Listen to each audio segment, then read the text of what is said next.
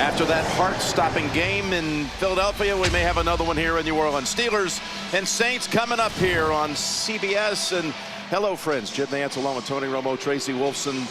Merry Christmas to all of you. And to you, my good friend, what a big game this one is in so many ways. Hey, Merry Christmas to you as well. And this one's huge. Pittsburgh fighting for their playoff lives. They were in a playoff game last week. They got another one today. And what a place to do it in New Orleans against the #1 seed. This is how you got to get in the playoffs. It's tough. It is asking a lot, but the Steelers, they certainly have been in this position before. And they, by the way, decided to take the football after winning the toss, just as they did last week against New England. Let's bring in Tracy before the first snap. Well, thanks a lot, Jim. The Saints are back at home for the first time in over a month, and they know how important being at home is. They don't want to pack their bags until Atlanta. We spoke with Sean Payton. He basically said he didn't shy away from telling his team what is at stake today. That #1 seed equals an extra week of rest. It also equals just one win, and you're in the NFC Championship for a Super Bowl berth. We know how good they are at home. 5-0 in the playoffs under Breeze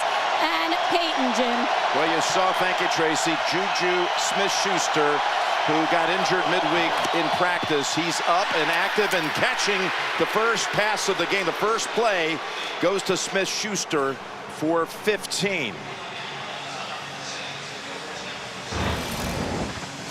Roethlisberger, you can see his numbers.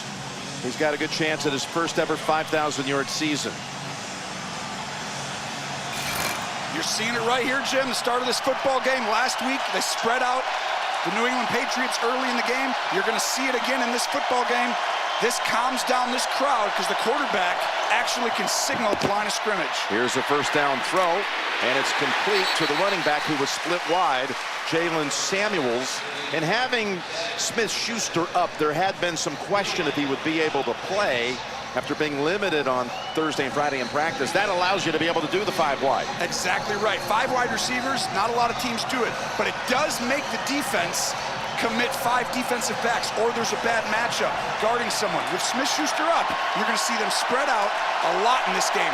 Don't attack New Orleans' strength. It's their run game. They're #1 in the NFL. Spread them out, then sprinkle in a run here and there. Here's a 2nd and 9 toss to Samuels, who had 142 yards on the ground last week against New England on 19 totes. He's got a gain of 2. It'll be 3rd and 7 coming up. The Saints defense the last 6 weeks has been #1 in scoring defense, #1 in takeaways, #1 in sacks the last 6 weeks. Well, this team, this is not the old Patriot or the old Saints. This is a defensive team, and they run the ball on offense. A little different than everyone thinks. It is loud here. This defense is the most athletic that I have seen in the last 5 or 6 years. It's impressive. 3rd and 7. They move Brown over to the left side and triple stack it over there as Roethlisberger takes it out of the gun and throws that into the ground with pressure around him.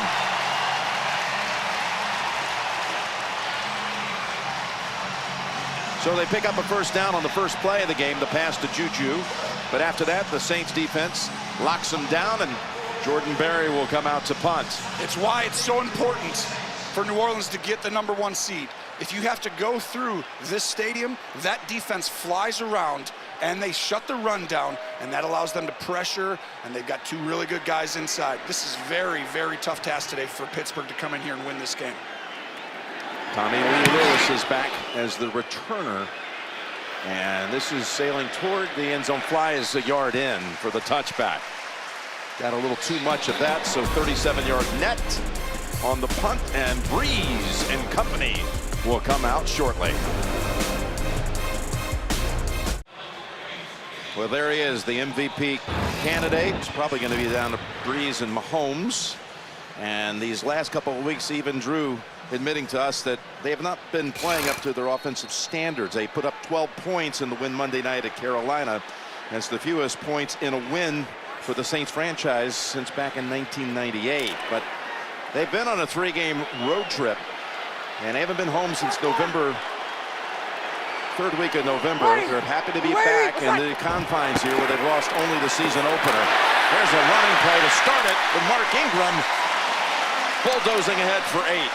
And what do you see as far as the game plan for the Saints offense? Well, the number one thing you just saw right there will be to run straight downhill. They're going to put the ball in the hands of the tailback and run straight at this defense. Pittsburgh's too athletic on the edge. These outside linebackers, you don't want to toss it and bootleg. There's so many disruptive plays by these guys on the edge. Run it straight downhill and then quickly get the ball out of your hands in the passing game. If you do that, you neutralize this pressure that they bring constantly. Here's a 2nd and 2, and again, they go with Ingram. And he's able to find his way through a tiny opening for a first down. The Steelers defense, well, last week they gave up a touchdown on the 3rd offensive play of the game for the Patriots. And after that, they kept New England out of the end zone the rest of the way. It was one of the greatest schematic, I would say, coming into a game that I've seen Pittsburgh run. Mike Tomlin's fingerprints were all over that last week. He double-teamed Gronk. He took a page out of Belichick's playbook, but he also disguised their cover 2 and different things. It was really a fantastic job today. I'm anxious to see if he does the same thing with Michael Thomas and Kamara. Here's the first down throw as Breeze connects to Thomas, and Vince Williams rides him down, but it's a 13-yard pickup. Pressure off the edge. You'll see right here, Drew Brees. He sees it, and the ball's out. This is how you beat Pittsburgh. Drew Brees is great at getting the ball out of his hands quickly. Ryan Ramczyk, who's had an outstanding season, the right tackle out of Wisconsin, was matched up against his old Wisconsin teammate, T.J. Watt, was dinged on this play. Here you see Watt and Ramczyk, good pals, teammates, both coming out of the same draft as first rounders. And Ramczyk, when we met with Coach Sean Payton on Friday, he went on and on about the year that Ramczyk's been having. Well, he played left tackle, right tackle. He thinks he belongs in the Pro Bowl.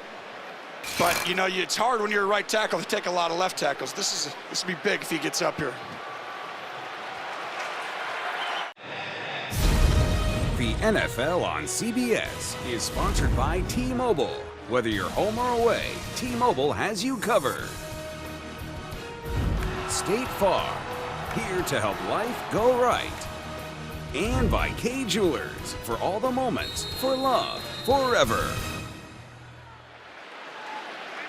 The Saints have taken Ryan Ramczyk, the right tackle, into the blue tent, and they've shifted their offensive line around. Andrews Pete moves to right tackle. They brought in Will Clapp, number 64, put him at guard.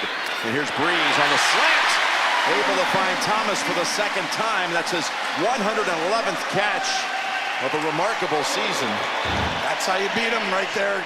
Get the ball out quick, and you see what's at stake today, Jim. So much. The Steelers trying to stay in the lead in the AFC North and hold Baltimore a half game back. They would do that with a win, stay on top.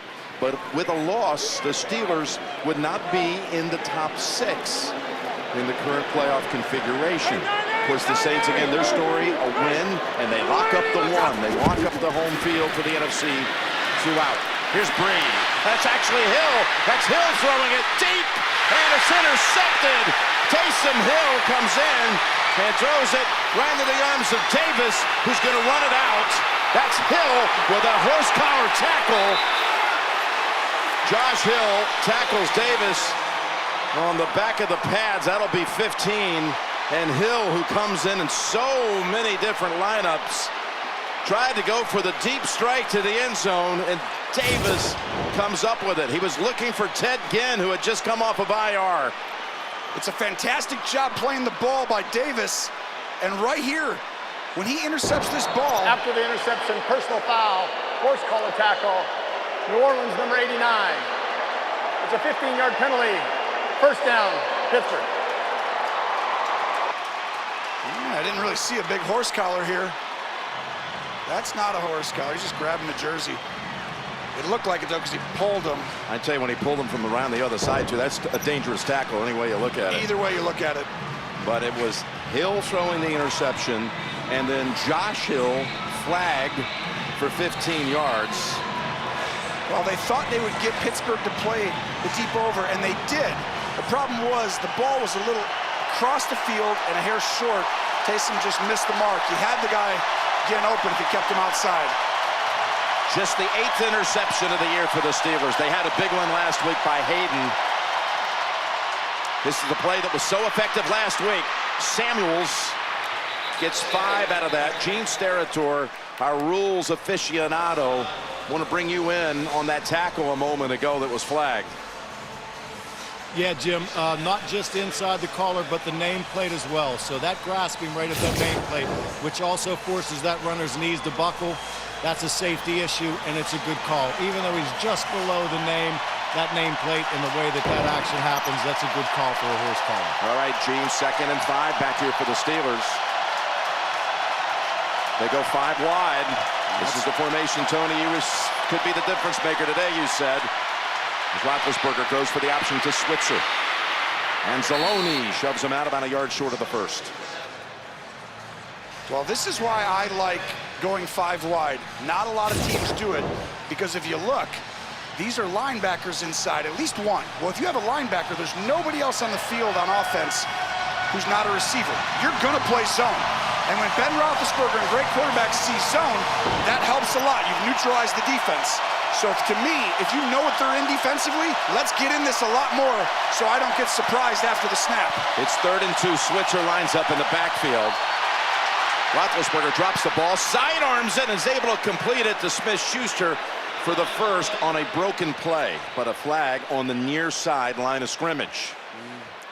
Well, usually when it's a run and you don't throw it right away on a run pass option, linemen get downfield sometimes.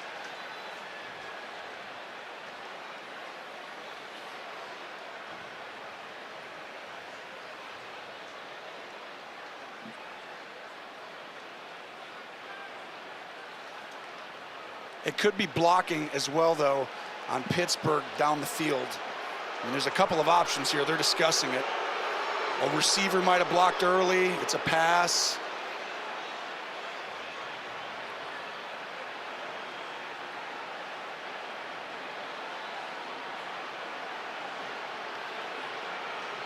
Steelers offense is already backed up a bit, expecting this going to go against them. Let's see if There's no Craig foul on the Rolstad. play for interference. The block was legal. First down on the completion.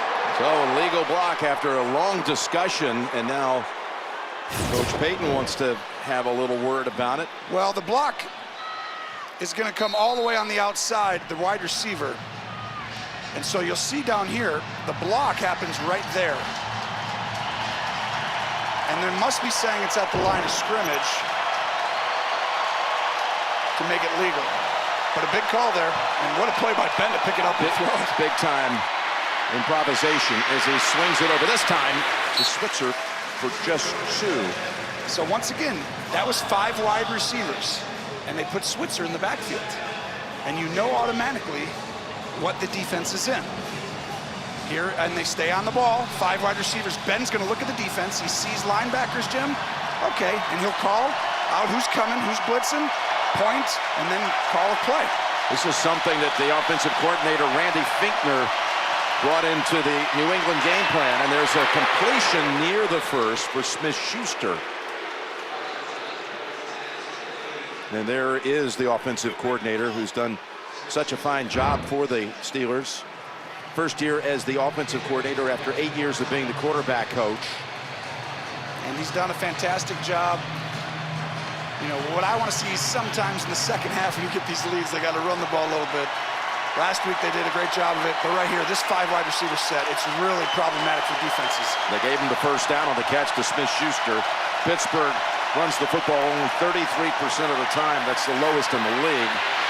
And Roethlisberger, he's going to run with it and try to hold off Rankins for a while, and he's able to pick up a good gain of about 5. And Rankins is playing outstanding football inside. Watch the pressure he'll provide coming across. And actually, Rankins was right next to him, but you can see that speed. When they drafted him,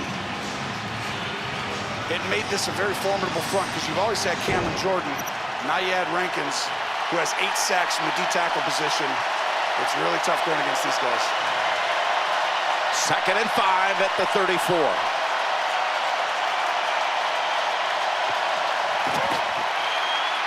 Looks right, goes middle. And a quick hit on Smith-Schuster by Vaughn Bell, who's been in on the last couple of tackles. And that's already the 4th catch for Juju. You know, when you get in the 5 wides, and we keep talking about it, but one of the receivers has to play at tight end. Last week, it was a brilliant move because they put him in a tight end spot where it's really hard to double team him.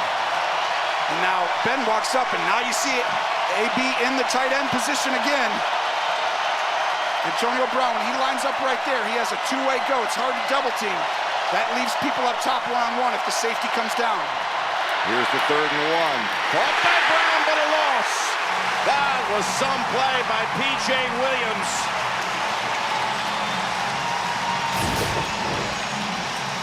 It's a screen pass to Brown, and P.J. Williams does a great job getting through and then making the play. And now you're going to see Chris Boswell come out. And this is an ongoing story of his issues in the kicking game. 12 total missed kicks. Only 11 out of 18. They're asking him to deliver from 49 yards. And the kick by Boswell is good. Into the net from 49. So they get 3 off the takeaway. That was huge. Come into the stadium, quiets the crowd down. Big drive. On what is a beautiful day down in New Orleans. We're indoors at the Mercedes-Benz Superdome. Boswell to kick off. This great city celebrating its tricentennial all this year, the 300-year anniversary of the one and only city of New Orleans. And Boswell is going to send that to the back of the end zone for the touchback. And tonight, 60 Minutes will explore a small island nation in the Mediterranean with a mythic past. What kind of history is it making today? You'll find out tonight. Plus, Running with the Wolves of Yellowstone. That's tonight on CBS.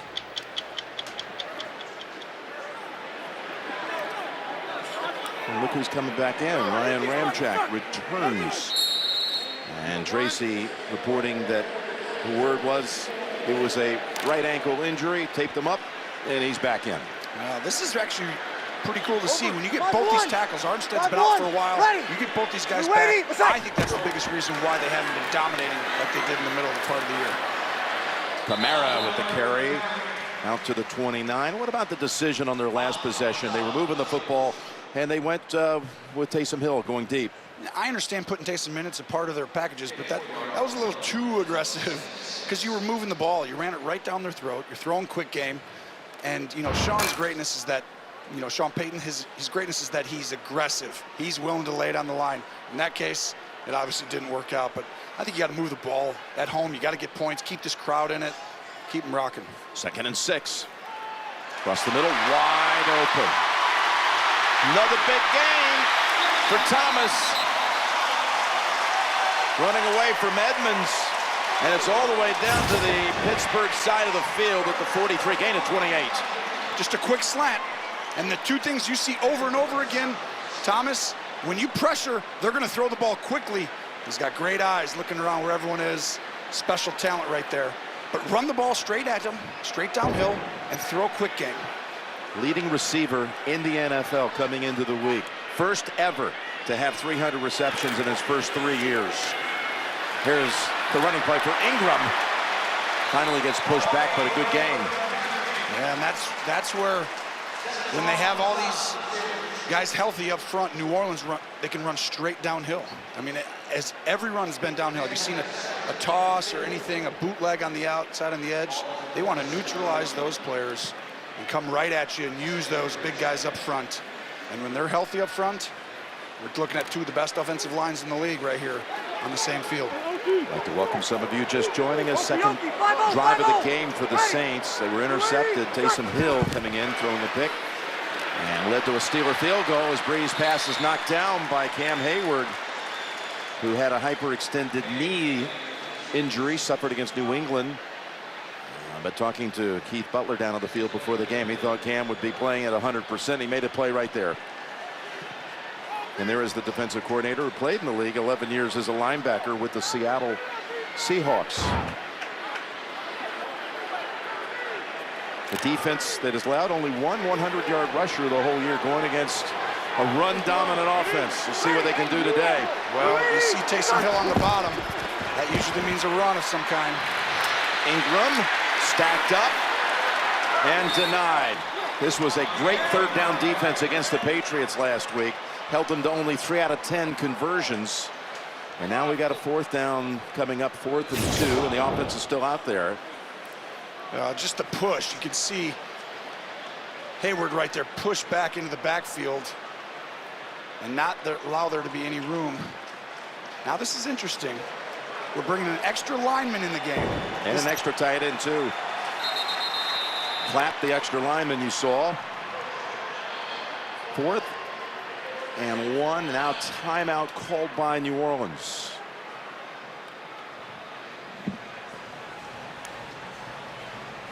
Saints trying to claim the #1 seed and home field advantage, that first week bye, and do what they've only done one other time in their history, and that is be the #1 seed. The other time, of course, was the 09 season. They won the championship, winning the Super Bowl over Indianapolis down in Miami. Well, and I see some similarities because that team ran the football very well. They were 6th in the NFL in rushing, and this year I think they're 3rd. And to me, that tells you a lot. In rush percentage right now, you know, they're the most. They rush 47% of the time. That's the most since 2000 in New Orleans. That helps the quarterback a lot. Here we go, big 4th and 1. It's a long one too. Good 1.5 yards. They go empty. Looking for that favorable matchup. Now trying to improvise on his own. And Breeze goes in zone, and it's incomplete, almost picked, but a flag is out. Hayden got a hand on it, but the flag is Hayden and Kamara were down there tangled for a moment. Just when it looked like the Steelers might take over on downs. If this is pass interference, which it will be. Defense number 23. Took the penalty from the end zone. The ball was placed for 1 yard. Automatic first We'll down. have a ball at the 1 yard line. Hayden on Kamara, and there's no help behind him, and he gets behind. Breeze finally finds him. Is there a touch there? Ooh, this is... Where was that? Where? Oh, I don't see much of one there. Do you, Jim? I've maybe even never seen a less of a pass interference play in my life. Oh, my goodness. I mean, where is it? He's looking at it. He called it from right underneath the goalpost. He was right there, but I don't see much there. Ingram, left side, and across for the touchdown.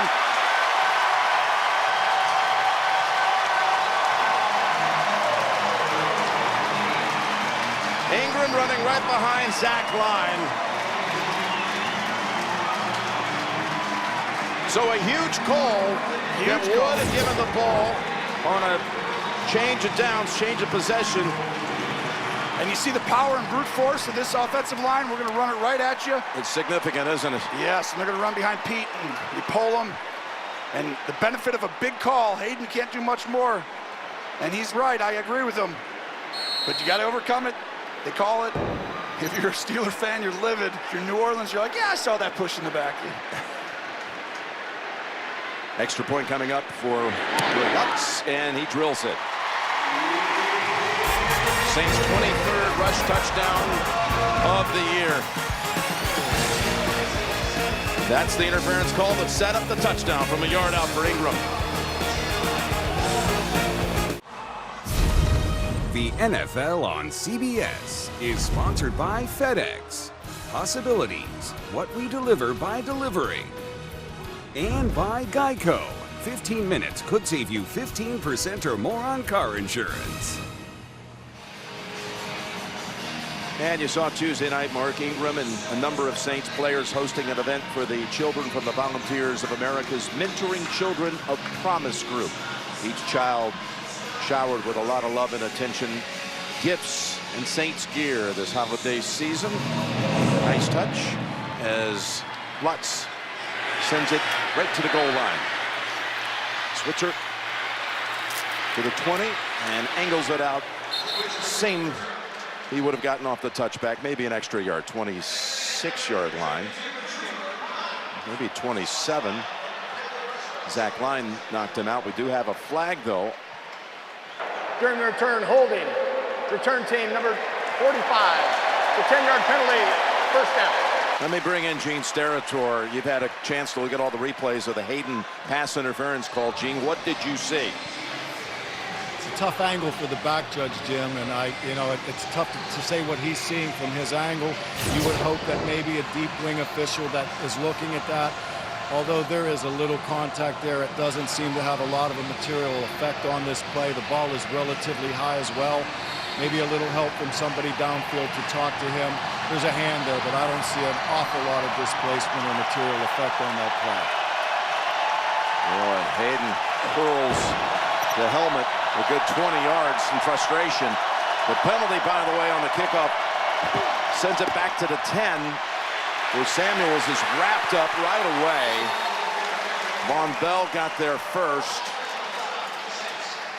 Okafor as well. No gain.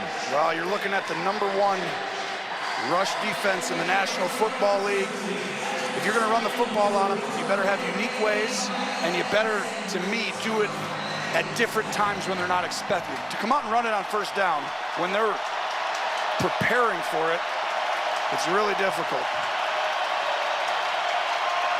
And again, best in the league at stopping the run. Under 80 yards a game is all they give up. They'll go with it again on the ground. This time, they're able to get a big chunk for 16. Samuels on the draw, running behind Jesse James and others getting out of the jam. Watch the two guys inside for Pittsburgh. They're just going to create this monster hole, both sides, and then James gets up and blocks. That's how you run it, though. 2nd and 10, everybody thinks you're passing. Oh, here's a draw. That's, to me, not on first down. You sprinkle it in once in a blue moon, then you hit them when they're not expecting it. 3rd and 4, 3rd and 5, sneak one in. Those are the times. That's the longest play for the Steelers so far in this game. 16. And now Roethlisberger with pressure coming in. Unloads it. Great airtight coverage provided there by Eli Apple, but a flag on the field. Right at the 30, and I've seen an interference signal. Pass interference. Defense, number 25. The ball is placed at the spot of the foul. Automatic first down. This is the big matchup between the two. Little grab there, maybe a subtle makeup call. They are calling it tight here in New Orleans. I didn't see that one either, but that was more contact for sure. Yes, that was definite. But that's the matchup today because Antonio Brown's going to get doubled. And here's the drop back in the deep ball. Roethlisberger trying to find Brown, and got knocked down at the 20. Lattimore on the coverage. This was shocking. No help over the top. And Brown gets behind him. And I actually think he had a step or two, and Ben just leaves it inside. But Lattimore does a good job making a play on that ball.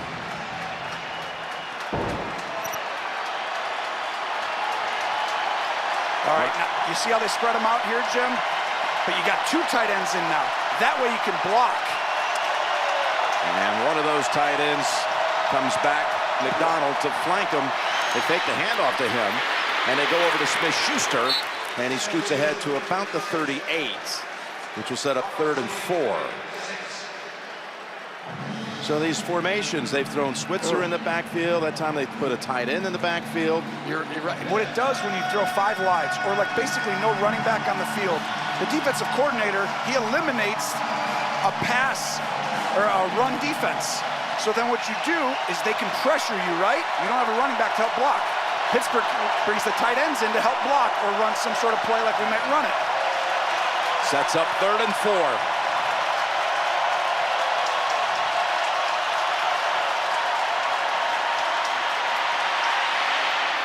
With time, wide open. It's McDonald. Oh, and he can deliver a stiff arm with the best of them. He didn't do it this time, but he got free in the secondary for a gain of 49. Eli Apple just falls down, and Roethlisberger makes him pay. This is one of the big things. McDonald just running a straight go route that you have to stop if you're New Orleans. The Steelers get the ball out right away, Jim, or Ben holds on to it and creates a big play. That's their offense in a lot of ways. What a first quarter. Creating them right there. What a quarter, you're right.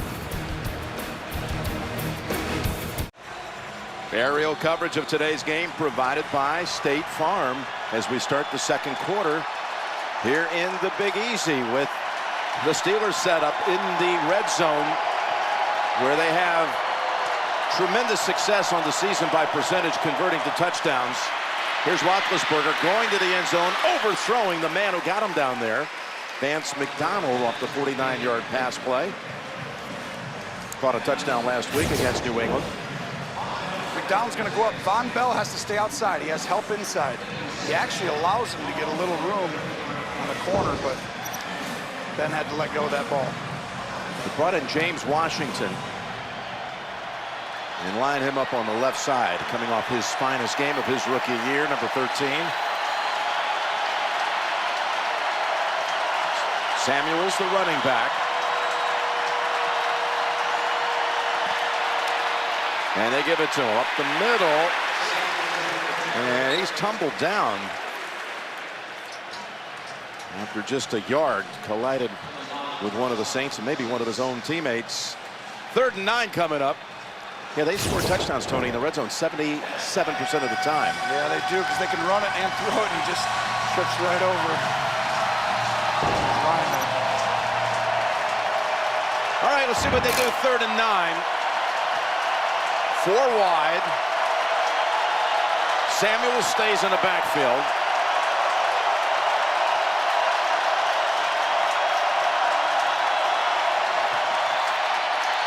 End zone bound and almost intercepted as Smith-Schuster tapped it in the air, and Eli Apple almost came down with it. Smith-Schuster's going to run out wide and then break in. And Eli undercuts it, and there really wasn't a lot of space to make that throw. It's a safe throw by Roethlisberger, and it almost becomes a throw going the other way. Call on Boswell now for the second time. Good from 49. This from 30. And the kick is good. We'll be back to New Orleans in 30 seconds after this from Pepsi. What do you make of the pace of the game after a quarter and a minute? Well, you can see that these two offenses are pretty dynamic, and right now it's kind of played out like we thought. The big key as you move in, and we'll see this how it adjusts, but you'll see if Pittsburgh can handle the pressure that New Orleans will eventually bring against those empty formations. New Orleans sees what you're doing, okay, now we're going to figure out how to blitz you against it. And when they do that, that to me is going to kind of tell us what's going to happen. Alvin Kamara lets that go over his head. We showed you just a few moments ago the NFC playoff picture after the early games today. Here's the latest on the AFC side. New England clinching the AFC East and moving up to the second spot. Houston dropping to 3 seed at the moment with its loss at Philadelphia. What a game that was, and Miami was eliminated. Indianapolis, what a come from behind win, down 14 early to the Giants. So there they are with Tennessee, both at 9 and 6. Look at that. They go all the way over here with a loss today. Ooh.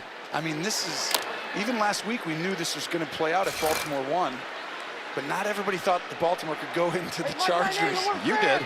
Well, I thought it would be a close game. You know, sometimes, you know, certain styles, but. Here's Brees. Goes to the sideline, completes it again. And Sensabaugh grabs him and throws him out. Baltimore, though, what a close to the season. They've won 5 of their last 6. The only loss was the overtime loss against Kansas City at Arrowhead.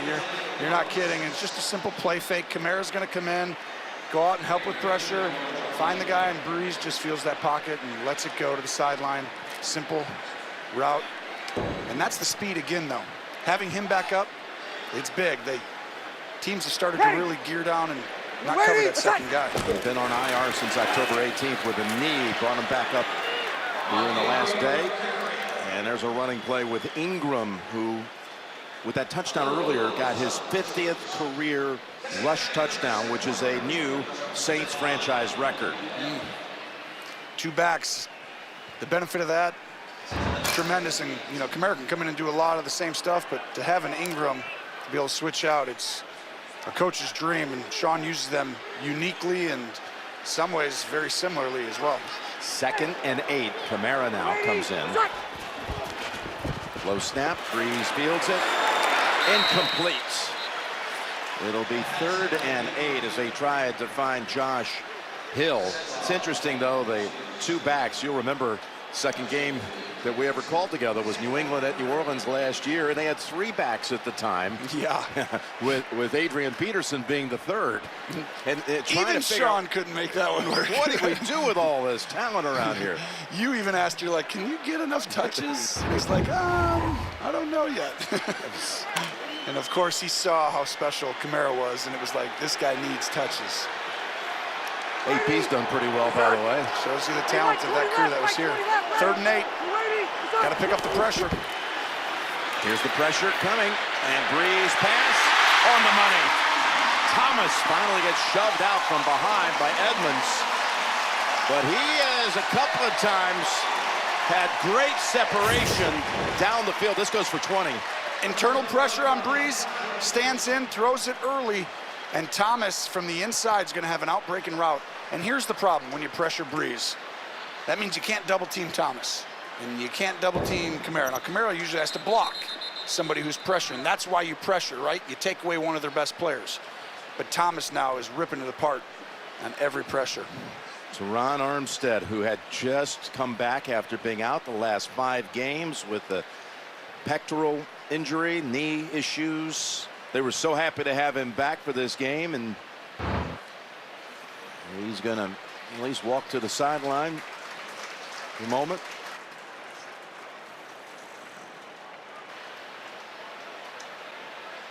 And that's a big one. When he's healthy, he's one of the best in the National Football League. He's out right on the edge. 72. He's blocking Bud Dupree, 48. Let's see if he grabs that peck at all. Oh, that right. Yep. You hate to see that. Now they have to, again, make another maneuver here, reconstruct the line. Pete goes to left tackle. Armstead went straight to the blue tent. And we got 1st and 10 after the 20-yard play to Thomas. And down the field, it's Thomas. Ball comes out. I think that's a free football. It's picked up. Ruling on the field. That was Burnett who has the football at the end. Davis delivered the blow. They ruled it incomplete. I saw, yeah. Incomplete. Rolstead. Boy, they let him run it back for a while, though, didn't they? They did. And what a throw. Timer. Double move. Please reset the game clock. 11 minutes, 58 seconds. Let's see. Ball gets caught. Ooh. Sean Davis puts that helmet right on that ball perfectly. That's a close call. It is. I'm wondering if that gets challenged. Ready. We're waiting. It's on.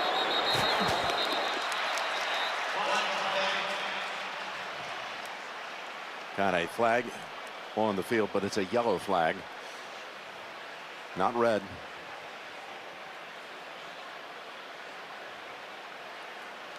Red flag hasn't worked out too well for Coach Tomlin. I knew He's you were missed going his there. last There's no foul 10. for 12 men on the field. He's missed his last Pittsburgh 10 only has 11 challenges. players. The last time he won a challenge, Rolstead was the official. That's so funny. And I tell you, to go 10, it's just the luck is so against you on that. Expect a quick pass right here out of Breeze. Looking at the defense, seeing what they're in. Now he's going to get up. Hey, do this, guys. Do this. I want this route. I looked at the defense. Hey, let's double sort, double sort. Double sort. We're going to block the 2 edge rushers. McKenna low snap. But Breeze goes down the middle, and it gets knocked away by Burnett, and there's another flag. Watson, Benjamin Watson, was the target for Breeze.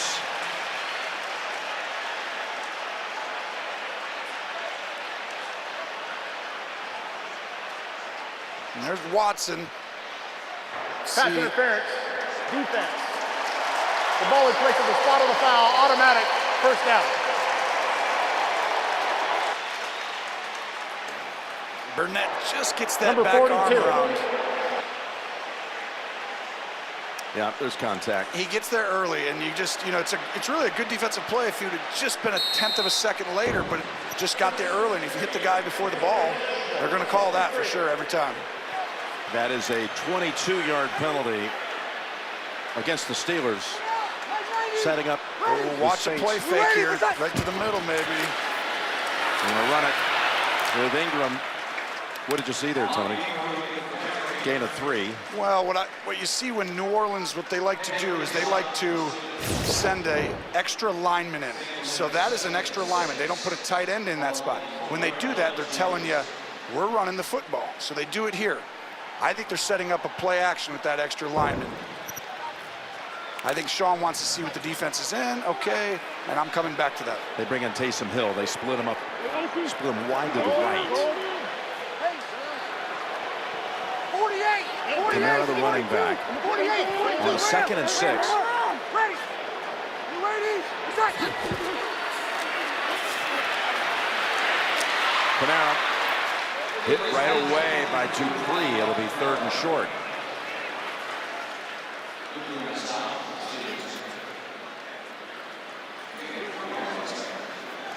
Coach Payton hoping to get this offense back hitting on all cylinders after putting up only 50 points the last 3 weeks combined. Well, it's December football, and what happens across the league, you saw passing yards were down last week. Everyone wants to talk about offenses going on. Oh, you got Taysom in the backfield again. No. Breeze wide to the right. Kamara, the running back, 3rd and 2. Kamara breaking free, touchdown.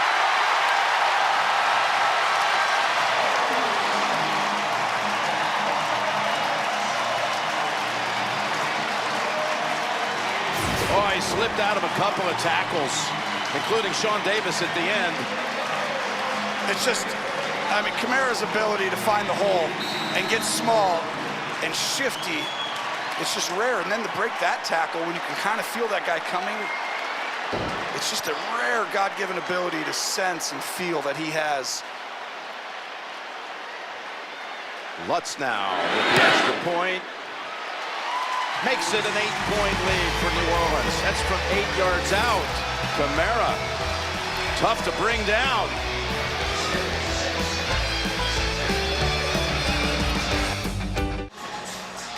Including the 2 today on the ground.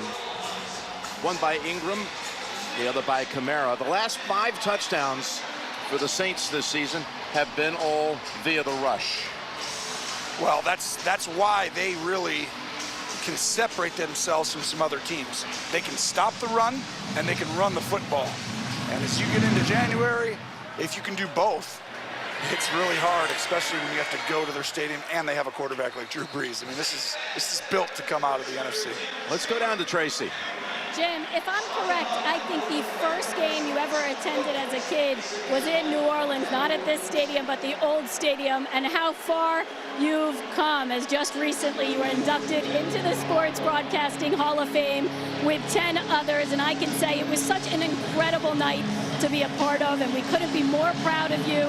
You've been a great partner for us out here on the road and to CBS for almost 35 years. Congratulations, Jim. That's too nice. Thank you, Tracy.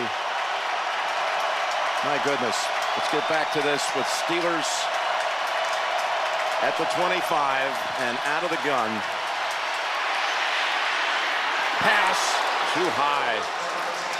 We are definitely not getting back to that game and just bypassing that. Are you kidding me? You know, Sports Broadcasting Hall of Fame. Hey, it's all about being a part of a great team and working with wonderful people like you, and past and present, my CBS production family and my CBS technicians through the years. A family. And I love them so dearly. And I'll say this because I know you're not going to toot your own horn, but there's not a more deserving or more talented person in this industry that I've ever come across or seen on television growing up than this guy. Oh, thank you, pal. He's as good a person as he is broadcaster. You're the best. You're wonderful to be sitting next to. Having a blast. 2nd and 10. as Roethlisberger scrambles, looks around, and Anzalone's going to throw him down. And the ball ends up in his hands, where they rule Ben down, and a flag comes out.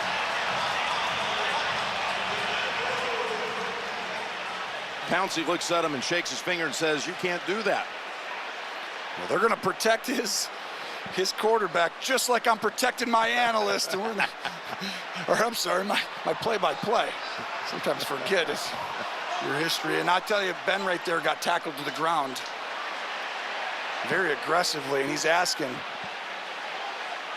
if there was a possibility of a penalty on that. Let's see. The ruling on the field is completion down by contact. There are no dead ball fouls. So they pick up the flag, and you can see the knee was down clearly before the ball came out. Yeah, he's down, and then the penalty they picked up after is probably for continuing to tackle after. Anzalone and Grimble. Not sure why they picked it up if you throw it. 3rd and 11. I can't hear you, Jim. It's too loud. It's crazy, isn't it? Wow. Pittsburgh needs this just to calm the crowd down.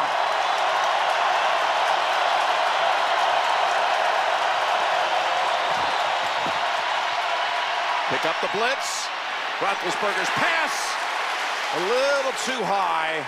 Trying to connect with Antonio Brown, who's been held to only 1 catch so far that went for a loss of 1 yard. Well, they bring the pressure up the middle. Ben does a good job standing in, and it's great protection. But there's the route I want to see. Look at Latimer. He's got outside leverage. It's actually a double team. That's why he could stay outside and protect the sideline, because he had the safety inside help. Dennis Allen came up with a great plan right there to make it look like he was one-on-one, but he wasn't. So Barry, his first punt went for a touchdown. It traveled 57 yards. This one, not as much for his distance, but a fair catch at the 34. 41-yard punt. Saints have the ball back with the lead at 14-6.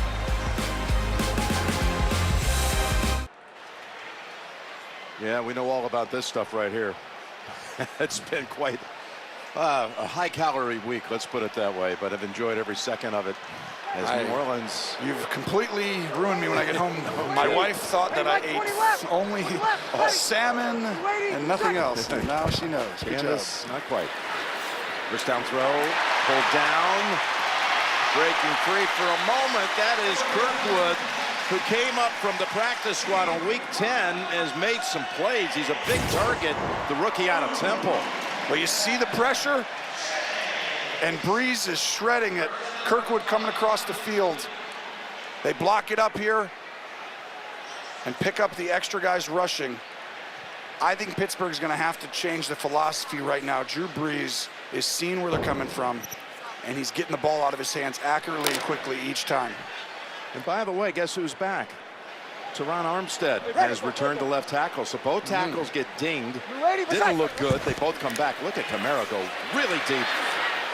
As the throw comes over to Josh Hill, and this is going to lose yardage, about 3, maybe 4. Well, we talked about beating the blitz, and sure enough, early in the football game, Drew sees it coming at him, fires it to Thomas on the sideline, easy 15. Sees it coming again, quick slant, ball out philosophy.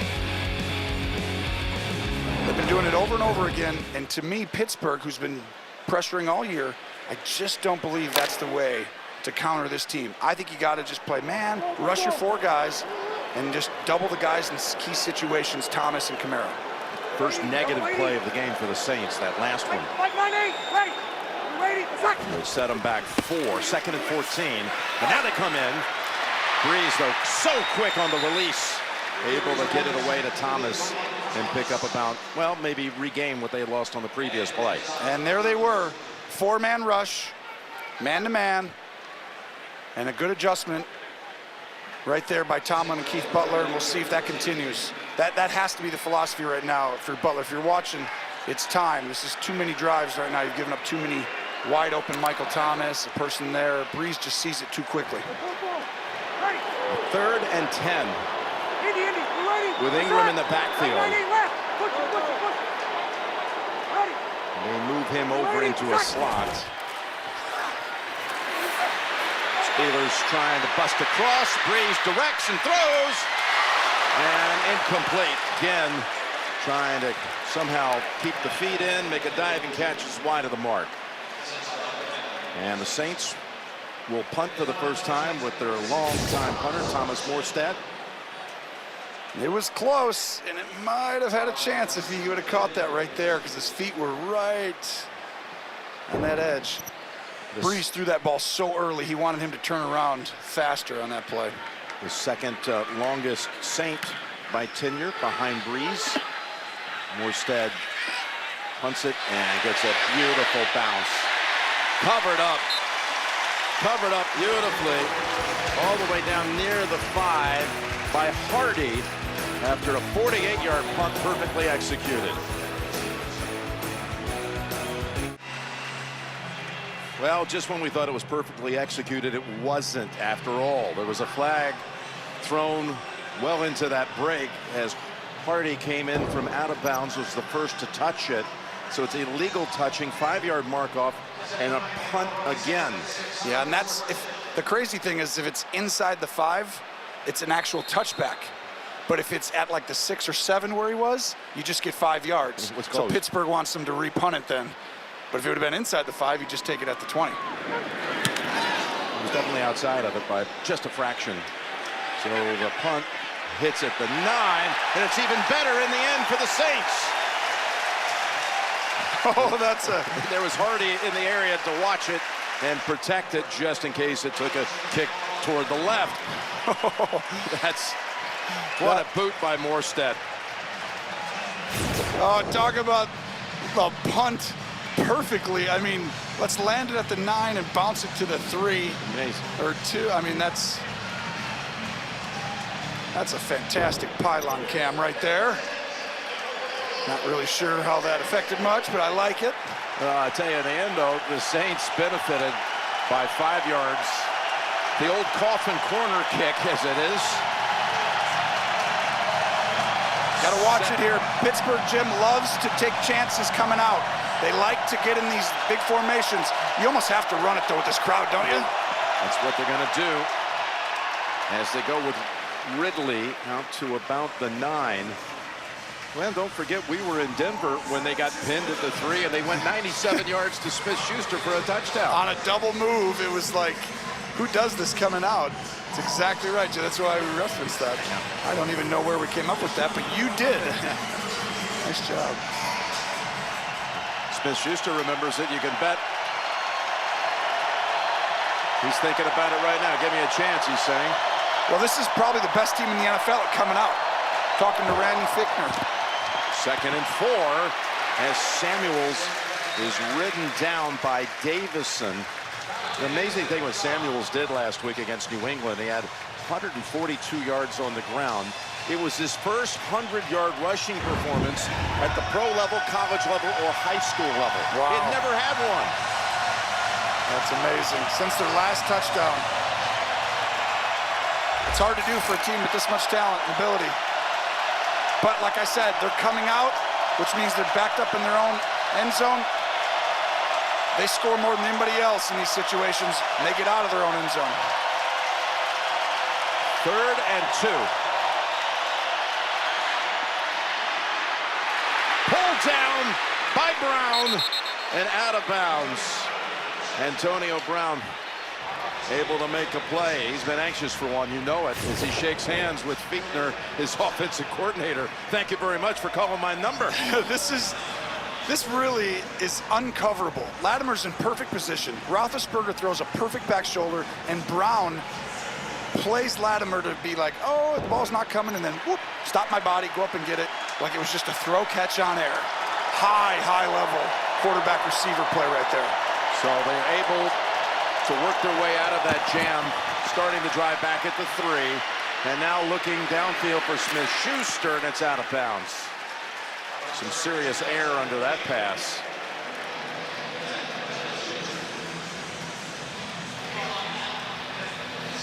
Yeah, before that last throw to Antonio Brown. He'd only caught the one pass behind the line of scrimmage.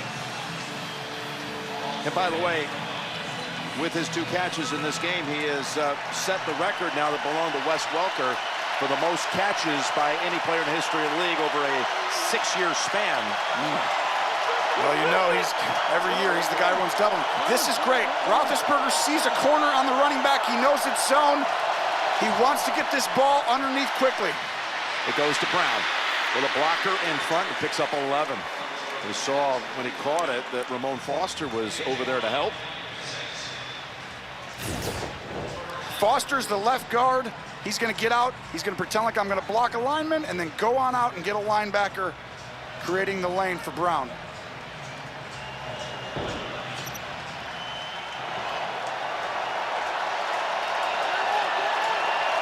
New set of downs at the 49.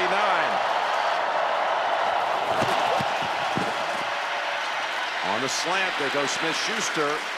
And he's got a short gain, only about 3. And the Verizon halftime report will be coming up shortly with JB and all the crew and the latest scores and highlights, as well as playoff implications from the early action today. Week 16 around the league. What a thrilling set of games we've already watched today. The Giants-Colts game, that Houston-Philadelphia down to the wire finish, won by the Eagles. All that coming up for Verizon halftime report. 2nd and 7.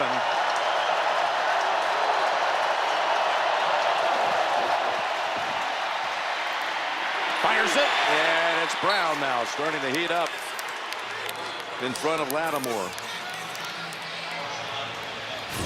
Great job by design. So when Antonio Brown comes down into the slot, or basically it's hard to double team with both those 2 guys because he's inside. So he runs wide and runs to the sideline. Lattimore can't get that much help because he goes across the field quickly. He's got to cover him, and you're not going to bring that safety out of the middle of the field. 3 catches by AB on this drive for 48 yards. And here's the delayed give. Samuels, he somersaults down to about the 33, tripped up by P.J. Williams. Well, Ben is getting on the line of scrimmage and looking at the defense and calling the plays. And when there's 2 safeties way deep, that means he runs it. When one of them gets way down there, he wants to throw it. Now he goes empty. Now he's going to look at pressure or not. Is anybody pressuring? No, I like this play. Here we go. So 2nd and 5. Got to pick up the guy coming if he does. Still has it, and he goes down. He was down. Davison got to him. This is an outstanding play by Davison. 95. He fights his way through underneath right there, and he grabs the heel. You know, they always talk about how hard it is to bring down Big Ben. you got to grab an ankle in it's the end. An ankle. That's what it is. You got to be underneath him where he can't see you and pull his back heel. Outstanding play by Davison. 2-minute warning. You're watching the NFL on CBS. That sack, in all likelihood, took them out of field goal range if they don't gain anything here, Tony. It's huge. With their kicking situation, it's pretty far. I think they got to get some yards. I'd have told Roethlisberger coming out, listen, we need at least 5. We can go for it. Give us a chance to go for it on 4th down or kick the field goal. So out of the gun, fires it, pulled down. Again, it's Brown who's having a big series. His 4th catch on a drive that began back at the 3. Well, it's a zone blitz, and he goes up and finds a curl. And the timing of that route and throw, Ben kept his eyes down the middle of the field and then turns and fires. Now you have all the time, Pittsburgh. You do not want New Orleans. I would run the ball on 1st down here. You have so much time. 1st down from the 23. And little miscommunication trying to throw it in the direction of Juju Smith-Schuster. Again, JB and Phil, Coach Cowher, Nate and Boomer, they're all getting set for the Verizon halftime report. I know there's a lot of information out there that you seek.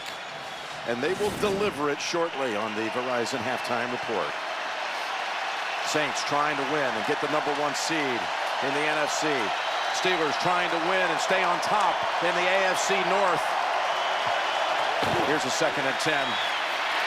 Samuels nowhere to go against that stout rush defense. It's why you run it. Yeah, the Saints exactly right. They should have called timeout there, and they did. That's why you run it on 1st down, though, because they only had 2 left. You got to make them use it either right away. Well done by the Saints. All right, coming out of the timeout, called by the Saints. The Steelers have a 3rd and 9. They've kept the football now for 5.5 minutes on this drive.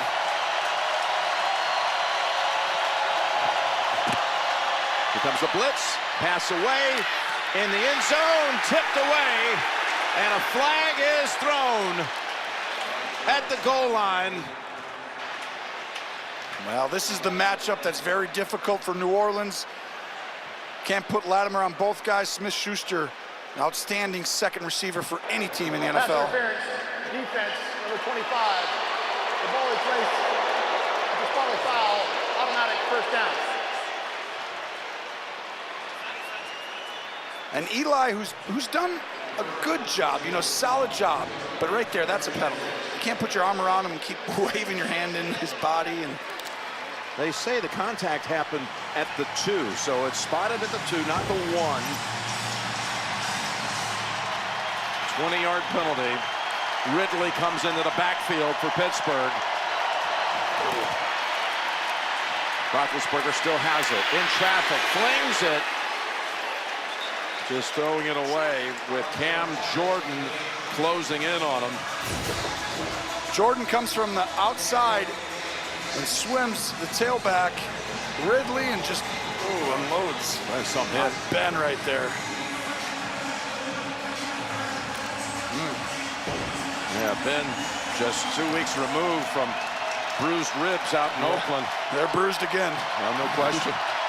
2nd and goal. Again, Ridley is the running back. Oh, Roethlisberger falling on the handoff and able to keep it clean on the exchange. I'm And surprised. Jordan takes the tackle. I'm surprised. You see Ben's foot. Watch his foot coming out from center right there. It always happens. The guard right next to you. DeCastro. Yes, DeCastro right there. And he does a great job protecting the football. But I'm surprised the Saints didn't call timeout.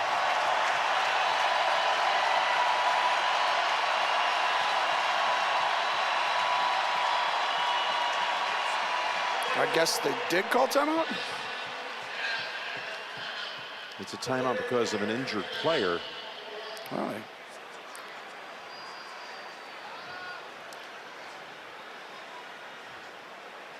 Okafor. well, that's going to cost them a timeout. It's the same as taking it. But to me, that's what they should have done right away after the play. I mean, you stop it. What was on the clock? There had to be around 50-some seconds. Well, you think now how many times on this drive the Steelers have worked their way out of 3rd and long. This is 3rd and goal from the 3. And they're a great red zone team. Yep.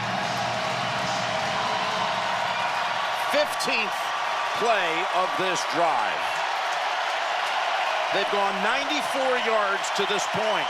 That's incredible. They need 2.5 to take it home.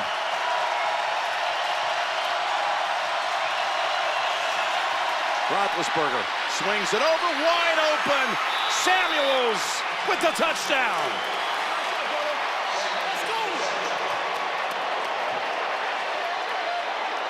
This is a complete miscommunication by New Orleans. A fantastic play design.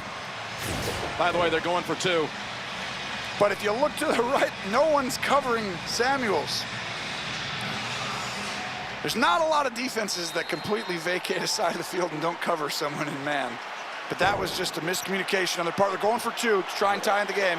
The touchdown looked like the Chargers' 2-point successful play at Kansas City. Now they need to draw up one of their own to tie it. Well, they're looking right now. Is he one-on-one? Nope, then I got to go somewhere else.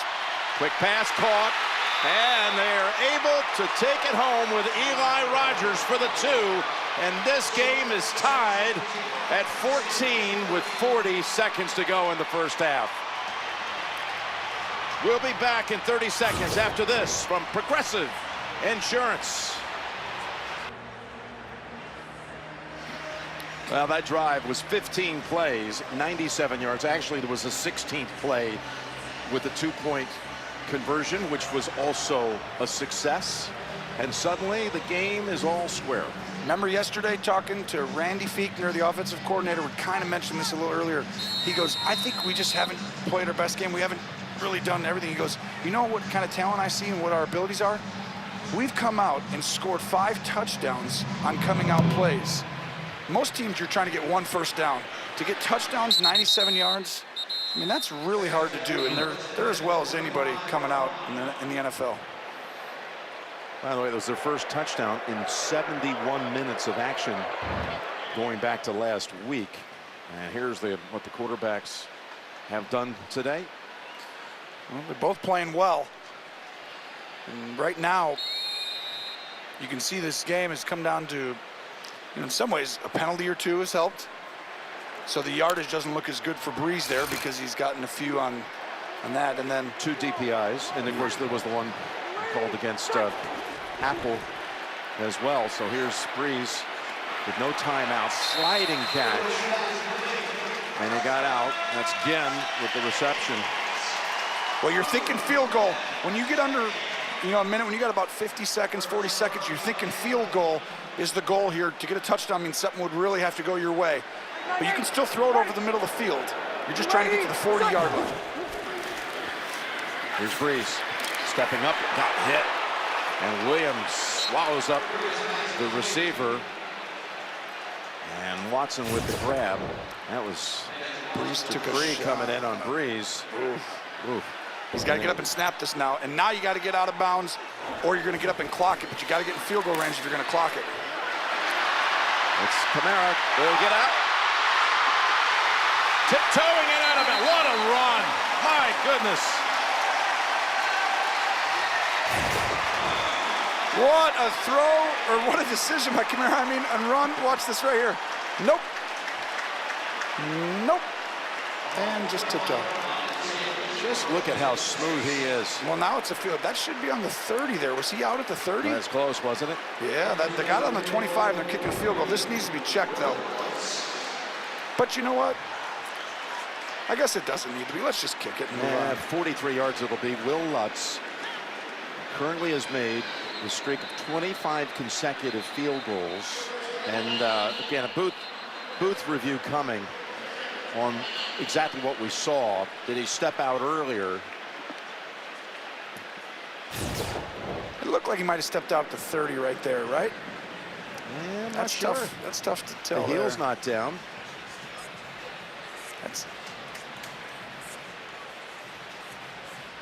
See if we can tell from this angle. The previous play is under review. Can't tell there. It's awfully close.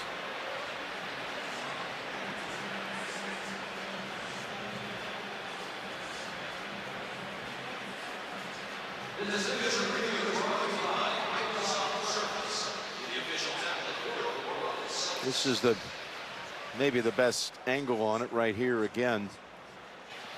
Can you say definitively that he's on the white line? Hard to tell there. It's going to be a difference of 5 yards if they decide to move it back. I don't think you can change it. There's nothing definitive there. I think you got to stick with it. And then I think that you... Of course, Will Lutz is saying, what difference does it make to me? I've made my last, he's made 5 in a row, his last 5 from outside of 50. He's made 25 in a row overall, which is tied for the all-time Saints team record with the great Morton Anderson. Wow. So he can set the Saints franchise record with a make. Yep. For consecutive makes. I wish you wouldn't have said that, though, because now you've... called. The runner went out of bounds at the 25-yard line. There's a good chance every week you do this. Oh, It's 80%. It's on me. Whoever that kicker is, I want you to know you can overcome this. We'll see it. He's been fantastic. You're right. What was the numbers over 50 yards? Yeah, he's 5 for 5? He's made his last 5 consecutive from 50 plus. And last 25 overall. This from 43. Oh, and the Steelers came barreling across, but Lutz was able to knock it through. There is a flag. This might be like the end of the Steelers-Chargers game where the Steelers were offsides a couple of times at the end. This time, though, there was 4 of them offsides. Yeah. That game, there was only 1. They're just going to decline this if you're New Orleans. No reason, obviously, to... Offside. Defense, number 23. The field goal is good. The penalty will be enforced on the kickoff.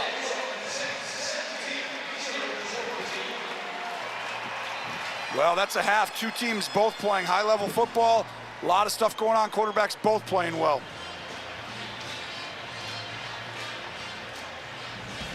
Well, here's a little look back at a Super Bowl that took place right here in New Orleans. Super Bowl 9, Tulane Stadium. You know, it was supposed to be played at the Superdome, but it wasn't quite ready yet.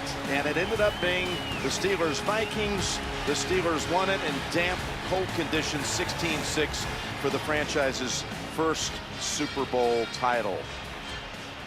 Superdome ended up opening in August later that year. That game you just saw was on January the 12th of 1975. And we're 42 days away. 42 days away from Atlanta, Georgia, Super Bowl 53. It's going to be a big one, I tell you, with all these teams. There's a lot of teams who can get there, though, aren't there? It's tough to go through New Orleans, but you look at that AFC side. It is wide open. It's wide open. More than most years, you know, with New England showing signs, you know, that it's just not quite going to be as easy for them. Although they moved up to the 2 line today with their win and Houston's loss. All right, they kept the second on the clock. Samuels smothers it up, but Ben can come out for one kneel down, I suspect, and we'll send it to the Verizon halftime report after that. What a play, though, by Kamara. So sleek the way he runs, and just grace. It's a great term for it, too. It's just, I mean, we can talk about smooth and all those things he does. He's got this, like we say, it's just a rare gift that's hard to describe. He senses, he feels, and it looks effortless. And all the great players make things look easy, and he's a classic example. Great half of football here. Saints lead it at the intermission, 17-14. Halftime is next after these first half highlights from Verizon and a word from your local station. 3, 1, 2, 3, win!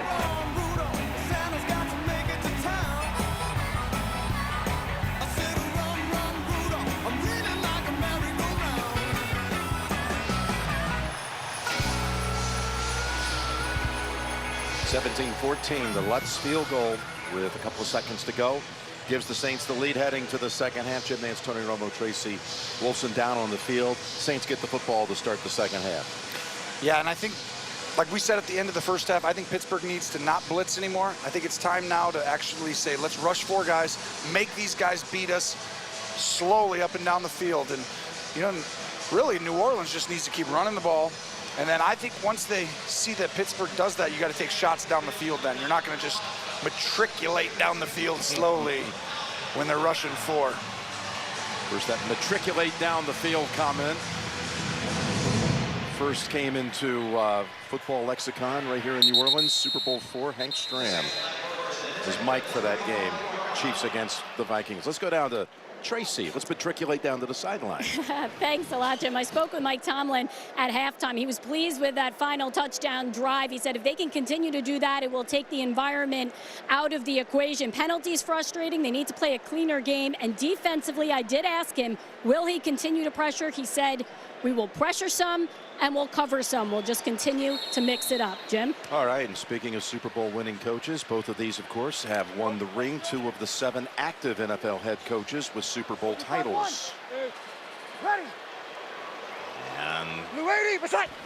Breeze takes the first snap, second half, gives it right away to Ingram for a loss of 1, busting across. Jewett with the tackle. First half yardage was pretty even half all the way around, except time of possession was so much put together by Pittsburgh on that 97-yard drive. As far as time and performance, total yards was 194, 190 Steelers. And that calmed the crowd down on that drive. When you have a big drive that lasts a long time, you can really take the energy out of a stadium, and that's what Pittsburgh. They got to get off to a good start here in the second half, just like the first half. Over to Kamara, and look at him again. Slipped right past the tackler and raced down the sideline. He just turns on the afterburners when he senses or feels someone's right around him, ready to make a tackle. He could turn it up a notch like he did right here. Sean Davis has Kamara, and he tries to hide on Breeze. He's like, oh, I don't have him, I don't have him. Breeze says, you're in the wrong position. And he throws it to him quickly, and you see the speed and grace that you called it. Yes. By Kamara there. And that is the worst case scenario for Pittsburgh starting off, because that's going to get this crowd right back in the game. That little pass goes for 42. And now from the 34. There go Ingram on the ground for a couple.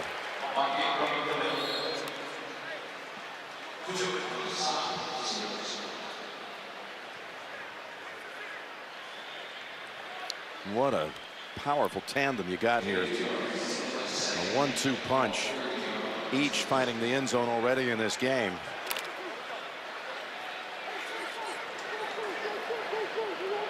Ready. Double weighty. Double weighty. Double sword. Ready. Double weighty. Attack. On 2nd and 8. Breeze flings it. Thomas goes down after 3 Steelers made contact with him, including Watt. Picks up 5. Michael Thomas, he's just put together such a spectacular year. It's a 2nd-round pick out of Ohio State. All 3 seasons, at least 90 catches, over 1,100 yards. He's just a rare talent with that size, and you can play him inside. He's always around the line of scrimmage, and then he plays outside, and then he's back playing a tight end spot. He's a smart guy who has a great feel and a great range catch radius. Here's a 3rd and 3, and Kamara gets tackled right away by Hilton, but it's a first down for the Saints. It's an old staple of Ernie Zampese. They call it the Zampese route, which means a route runner, whether it's a receiver or running back, is going to go whoop and then come right back underneath. And so the receiver gets to go, I'm running out wide, I'm running out wide. And then the defensive guy goes, I'm going to go cover you. And you come right back underneath him, and the quarterback throws it. It's like a little slant, but you make him feel outside first. The Zampese. The Zampese. Right here in the Big Easy. And it goes for a first. It wasn't really that much for Breeze to have to do to complete that one and move the chains. And now, ball tipped up in the air. And look at Breeze. Watch what he does here to prevent the interception. That was going to get picked. 100%. That ball was falling right into the lap. And watch the heady play, because it's going to fall into Hilton's lap. There's Hilton right there. He's going to go catch it, and Breeze goes right in there and hits it down. You can see just his brain, how fast it works through progressions and everything, and you see it right there. Go and get that ball and saving a turnover. 15 completions and 1 pass defensed by Breeze, who splits out wide as Taysom Hill comes in. Count the numbers in the box. There's 5 rushers. If there's 5 guys, they're going to run this ball. They go, oh, now comes, they got him. Kamara met by Vince Williams. Did you see how Pittsburgh sent Closed those guys in at the last moment? Yes. They're like, okay, go ahead and call your play.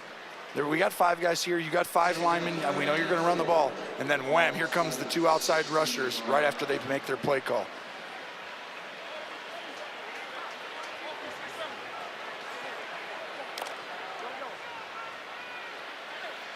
Now Breeze returns to the quarterback position for the 3rd down snap. Oh, a screen here, a swing pass maybe to Kamara. He's already worked on this drive once. Chased by Burnett, and Thomas able to keep his footing for the first down.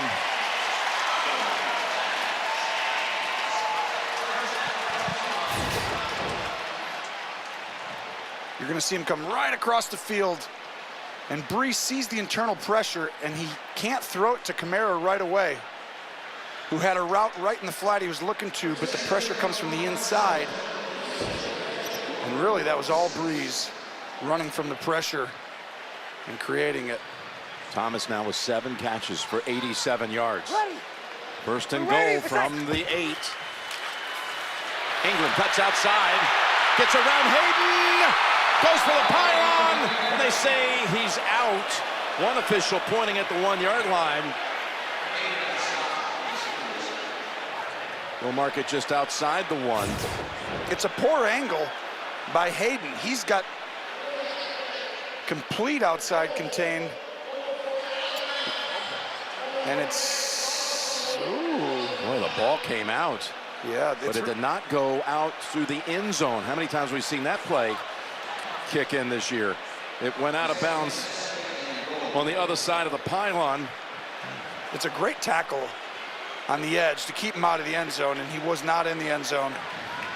Hayden takes a bad angle, but he does come back and make the play. Now here you go. Clear. Usually Pittsburgh sells out to Ready. stop the run here. Ready, protect. Second and goal. And stop short. Ingram. 3.5 yard from the end zone.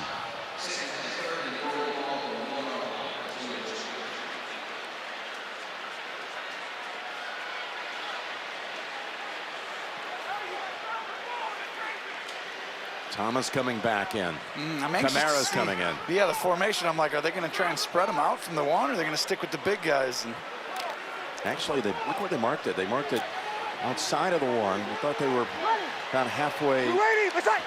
you don't run the play for it. You just got to Kamara hand it. up top and in for the touchdown.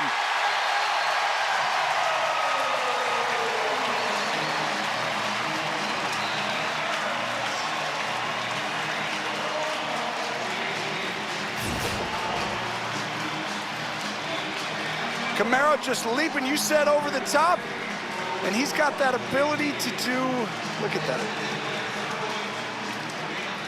Just see, he contorts that body, just, Yeah, it goes in sideways. yeah, it's like he could feel that guy hitting his leg over here, and it makes all those things look real easy and simple, and it's just a rare gift, and you see Brees coaching him up. I love that.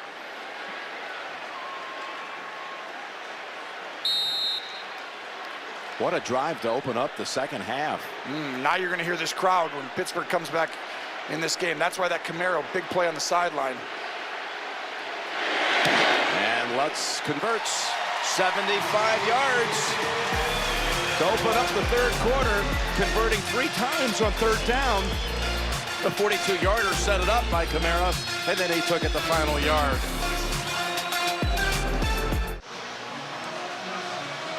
We're back in New Orleans, where the Saints have now increased the lead to 10. Behind 2 Alvin Kamara touchdowns in this game.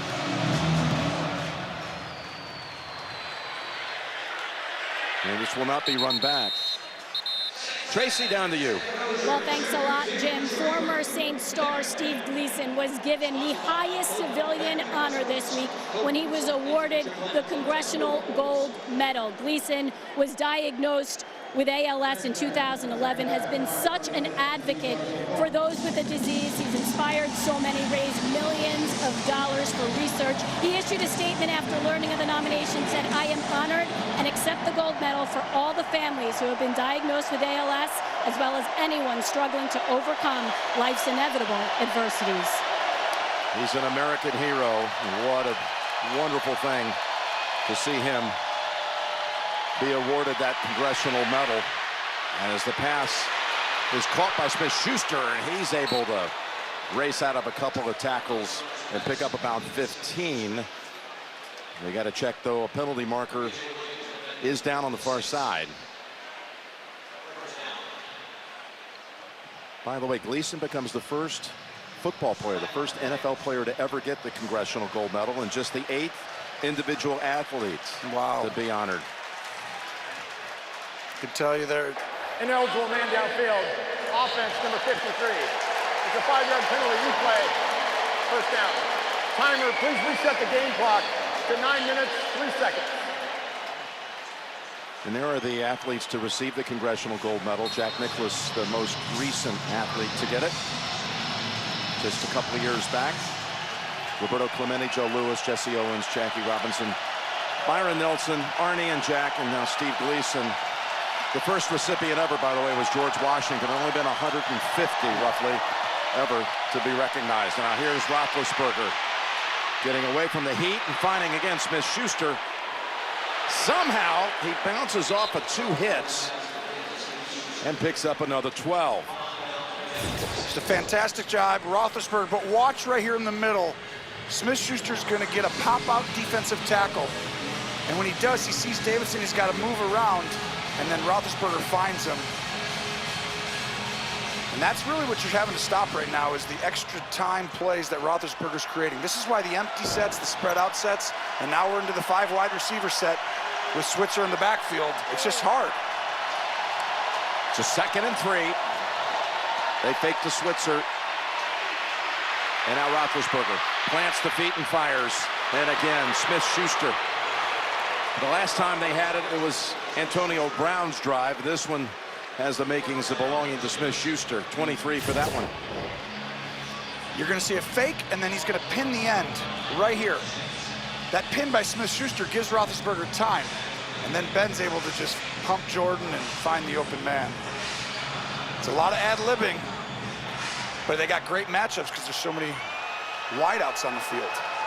And back to Gleason real quick. I didn't get a chance to say what an honor. Unbelievable. I mean, just incredible what he's done for the city. He'll be remembered here forever, and his family will always be remembered.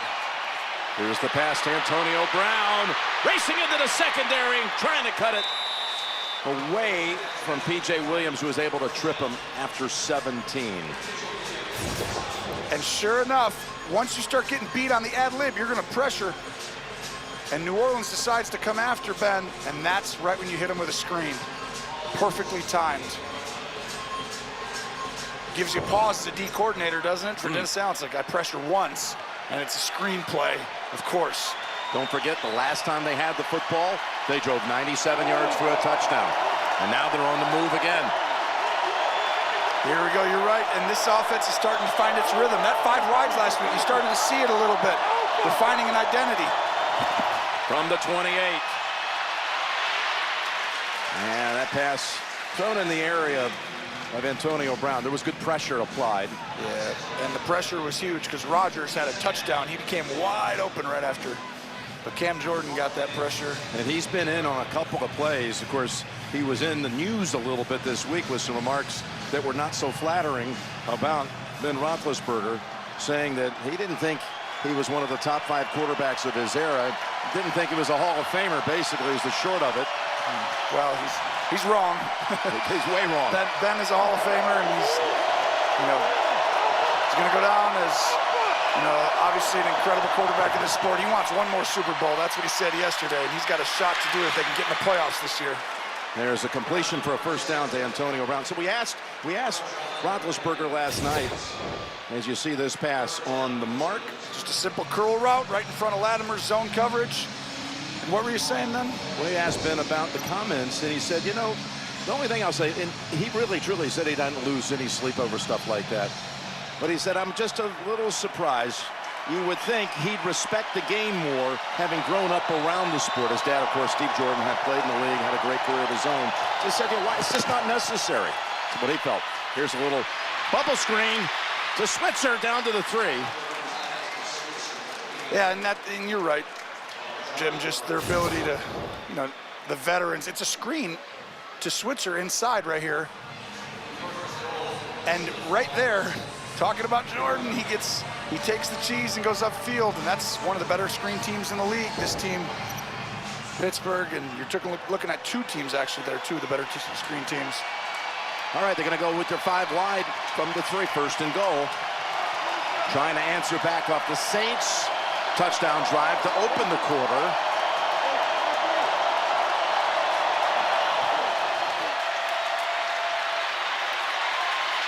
Back in the end zone, and that's off of one hand of Antonio Brown.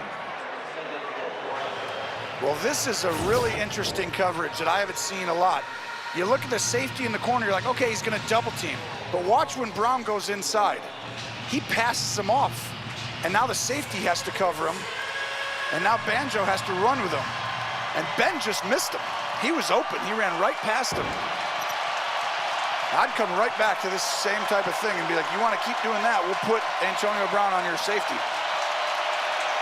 Second and goal. Browns lined up on the right side. Roethlisberger floats it and threw it away from all the pressure. McDonald was in the area.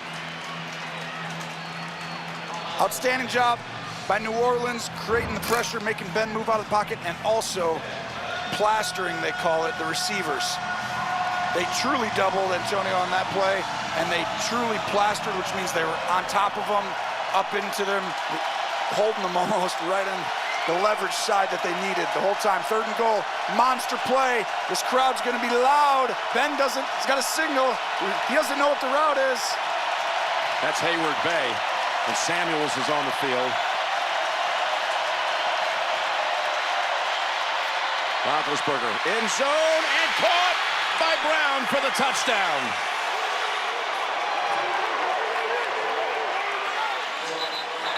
How did he get that open? Communication, this is twice now. New Orleans, what a play by Brown. They're running a pick inside, but watch, Latimer's on him and then lets him go. P.J. Williams is covering Smith-Schuster inside, and it's a pick play, and they're using Brown to pick for him. The problem is, P.J. Williams has to communicate with Latimer and vice versa. One of them is wrong. Extra point by Boswell. So touchdown drives for each side. Brown with his 14th touchdown reception of the season, and now reestablishing a team record with 14. Yes, some of the great images inside the dome here in New Orleans. What a game. Saints leading at 24-21 as Boswell earns another touchback. Kamara, though, having a huge day, Tony, with a couple of touchdowns. Well, he's a matchup nightmare, and if you're not in your position, Sean Davis trying to hide from Breeze, but he knows the leverage instantly. And then you see here, it's like, okay, get outside, and you got to sprint and run that time, Davis, and that time he didn't want to get beat outside, so he cuts right back under.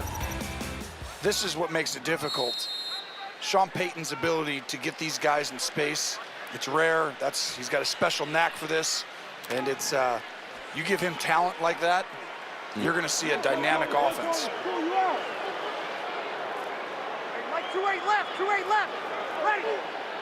You waiting? Strike. Out into the open. And that's going to be good for a first down. Tre'Quan Smith, the rookie, who got quiet late in the year. AFC playoff picture again. Kansas City at Seattle tonight. And New England, with its win over Buffalo, moves up to the 2. Houston drops back to the 3. And there's Pittsburgh. Again, if the Steelers lose, they move out of the top 6, and Baltimore moves up to the 4. A win here, and they stay in front of the Ravens in the AFC North. Pull down. So what you're saying is it's a big game. Yeah. Okay. We waiting. What's that? And they get to him. For the first time today, Cam Hayward and T.J. Watt. You see, just coverage on the outside is good, but ultimately, it's the pressure up front. Brees had to throw this ball, and he didn't have time. It's an extra lineman, and Watt comes in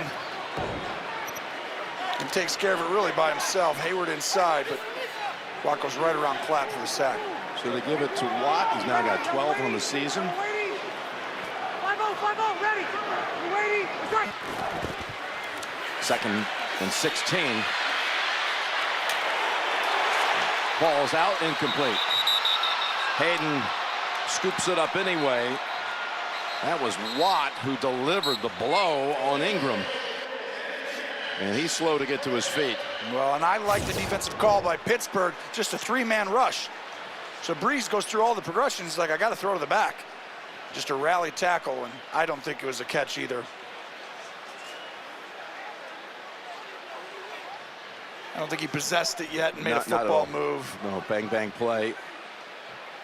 He's up moving around, though. Looks like he's running the sideline, and Watt. What, back-to-back plays he's made. Back-to-back.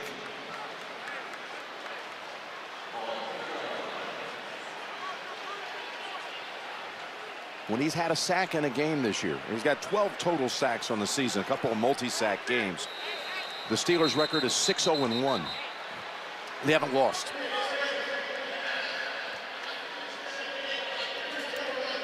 The play clock on my signal. Resetting the clock here late in the third. We showed you the AFC playoff picture. The Saints, it's a little simpler. A win, and they're the one. And they could go into next week, and they could rest their starters against Carolina. And that's, we talked about it at the opening, coming through New Orleans, the toughest place, you know, to have to go through. You could give Seattle, they'd be up there, obviously. Every team has a home field advantage, but New Orleans is just drastic. For the way they style that they play, their team, the way it's built this year, too, it's just, it's going to be very difficult. This is a game that Sean Payton stressed to his team not to take lightly. They're on him again. And a second sack in 3 plays. Tuitt and Dupree. People are open, but Tuitt, the interior of the pressure, watch the middle of the pocket right here, just gets pushed right back by Tuitt. I mean, just pushing the center guard right back into his lap, and people were open there. If Breeze would have had time, he was going to have an option. Did they make any adjustments defensively to get that kind of pressure on those 2 plays? Well, yeah, they stopped blitzing so he could get his ball out of his hand. They've only pressured once, I want to say, so far in this half. It's really working, other than a play. Drew Brees trying to check out what happened.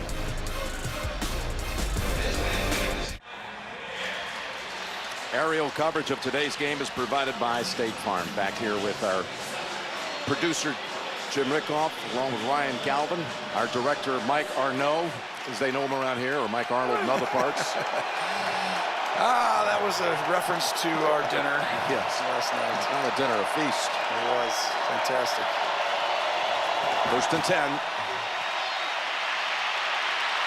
Directing and firing and completing to Antonio Brown all the way down to the New Orleans 40. Straight cover 2, which means the corners are in the flat, safeties are high, and once you give Roethlisberger that much time, Ben's going to tell the receiver what to do. Come on back.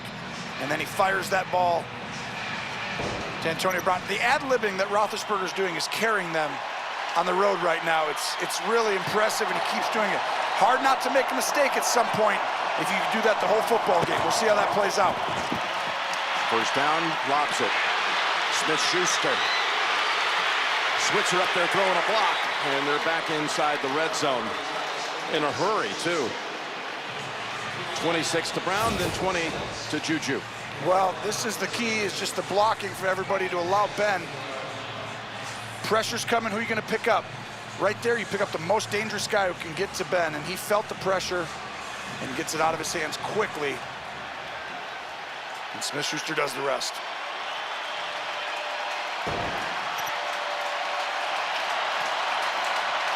This is surprising. New Orleans is struggling to stop somebody. I mean, this doesn't happen at home very often.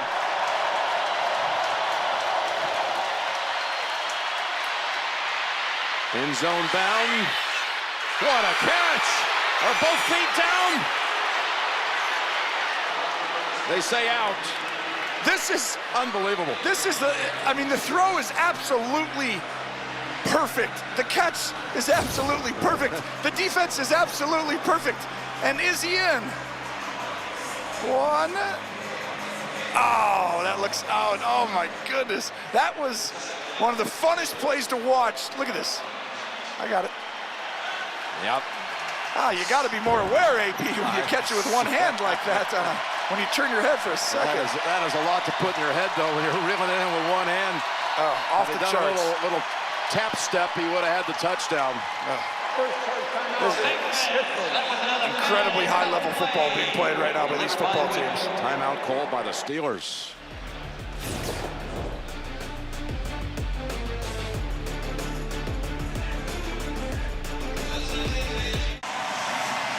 Come on back inside.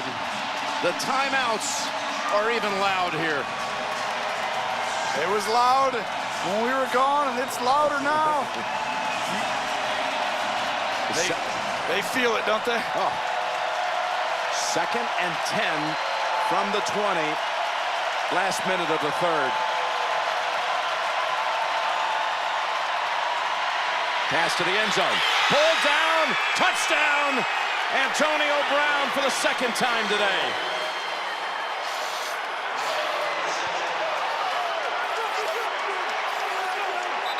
To come out with this play and this design, it's going to be hard to describe this to you, but this was coming out. They thought they would get a double team on Antonio Brown, and they do, but it's not the double you normally see. They go bracket in and out. One guy's inside, one guy's outside.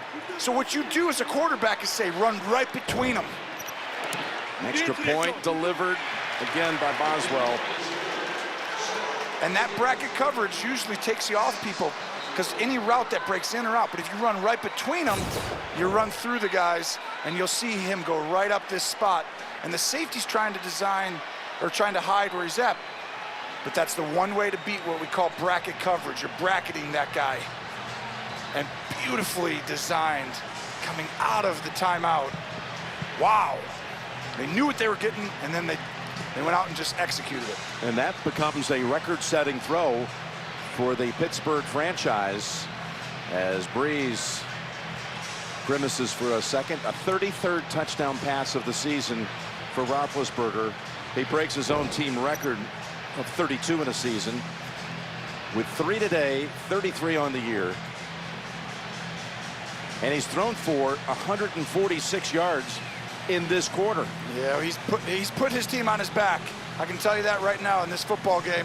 The receivers are playing well, but he's really, this is one of the finest performances in a tough environment against a good defense. You know, he's played a lot of big games. I mean, this is another one in that long list. But there's a good chance he's going to have to continue doing this, because you know New Orleans is going to put some points on the board again, right? At some point in this game? There's some more scoring to be had here. There's a few more trips up and down the field. You got to think for each side.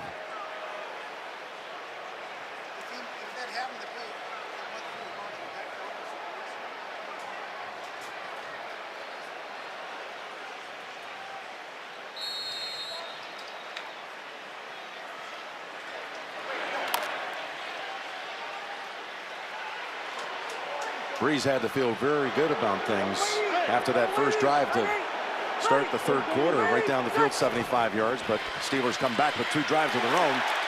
And there's an immediate hit on Kamara at the line. Mike Hilton coming up to help make that play. Well, Hilton pressures more than like anybody at the nickel corner, which, you know, he's usually covering the slot. And when he's in there, I mean, he had 68 pressures coming into this game, and that's exactly why they pressure him. They wait for the snap, he hides it really well, and he goes in and tackles the running back, and you're like, oh, we're not supposed to run it when he's blitzing, but you can't tell. He's got great mannerisms. Right, 4-2 right, ready. You ready? 2nd and 9. Open across the middle, it's Thomas. And tripped up about 2 yards short of the first, which could be the last play of the third. The 3rd and 2 coming up. And we are going to head to the 4th.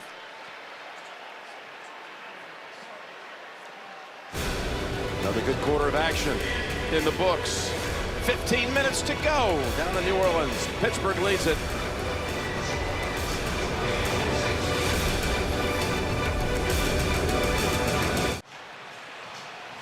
$15 minutes to go to help really shape what the playoff scenarios are going into the last week of the regular season.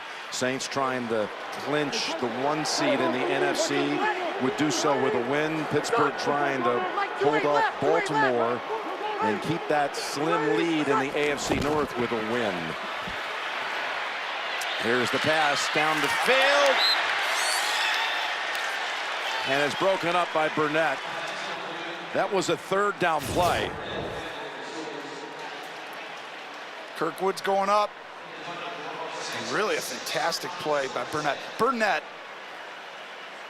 and these safeties, they use Burnett like a Swiss Army knife, they call it. You know, he's all over the place. They play him at linebacker. He might match up on a running back. Then he plays safety the next week. And then he's playing corner over the nickel. And then he's pressuring. It's a huge advantage. That's why Pittsburgh does so many different things. And here's Morstead. And the high kick demands the fair catch at the 25. 42-yard punt on that occasion. We can't give you the exact times. This is going to be the Rubik's Cube at the NFL offices on Park Avenue, trying to figure out where to go with building a doubleheader on both of the Sunday afternoon networks. But that's the lineup of AFC games for next week. And once we get through week 16, maybe even by the end of tonight, they'll have a chance to check your local listings and find the game and time in your area. I can tell you this, JB and the crew will be waiting for you at noon next Sunday with the NFL Today. Yeah. I like it, Jim. Sell that promo on that CBS pregame show. Here we go. With the lead and the ball, the handoff, actually the toss. Samuels dives ahead for a good drive starter in a game of 7. I tell you, that their ability to run the ball, they've had these leads, and we had them last week, and we were talking about that 3-game losing streak before the New England game. They got all these leads in that second half, and they lost them. Fourth quarters, they just were doomed in the fourth. And I thought it was just your ability to close teams out with the lead sometimes can come down to just your ability to run the football and minimize the game when they know you have the lead. If you can do that, they wore them down. These guys have had to play a lot of plays. If they can do that, they'll win this football game. You saw Connor still out with a high ankle sprain on the sideline. Samuel bounces off the hit, and that second effort by the rookie picks up the first down. That's one of his best effort plays of the day. In the fourth quarter, this is where defenses start to get a little wore down. And really just second effort. See him rounding right into the back of DeCastro, but still trying to fight for the first down yardage. And he does, and just like you said, that extra effort gets it.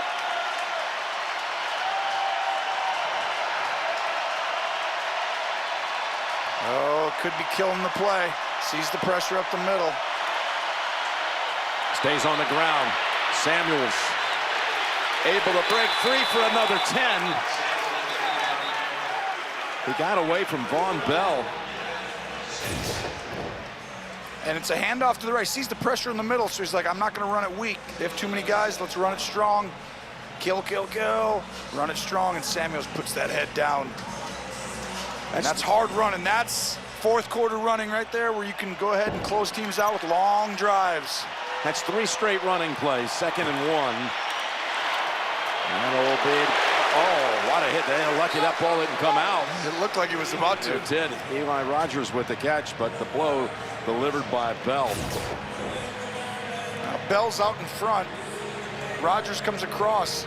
He's waiting right in front of him, and that's a worst.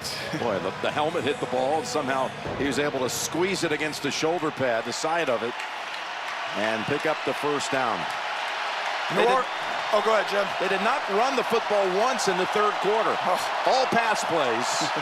Someone must have told them. Yeah, now they run it 4 out of 5. Pass play sideline. Brown with the catch. You really can't let Brown keep beating you like this. It's a double, but it's just a perfect throw. I mean, look at that throw. It's an inch over Bell's hand. It's on the sideline.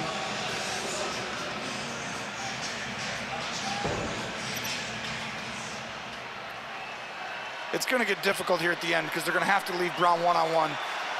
And Pittsburgh knows it. And these safeties are going to start coming down right here at some point to stop the run.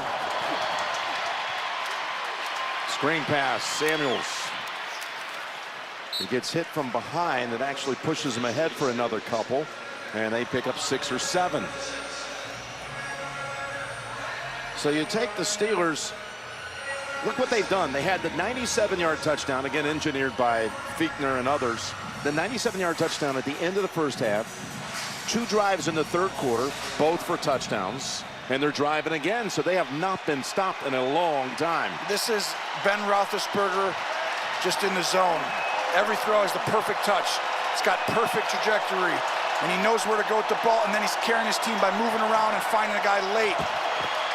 2nd and 3. Samuels patient. He dives for about 1, maybe 2. 3rd and short coming up from about the 34-yard line. And New Orleans is fine if they can hold him to a field goal attempt. You got Drew Brees on that other side. They're not going away. This environment's not going to get all of a sudden easy and quiet here. Oh, speak of it. 3rd and 2. Oh, this starts to feel pretty big now. They got Ridley into the game as running back. Everyone in tight. It's Ridley. Nowhere. Saints think the football came out. Well, they didn't blow the whistle. This is going to be real interesting. Okafor has the football. You didn't hear a whistle either, did you? I did not. It's hard to hear anything in here, but it didn't sound like they blew it dead. How are you going to hear a whistle in here? I can't hear you. Oh, it is. It is. It is a fumble by Ridley.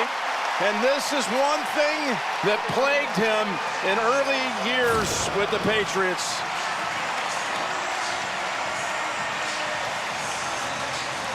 Oh, I think that ball did come out. You could see him look back as soon as he goes down.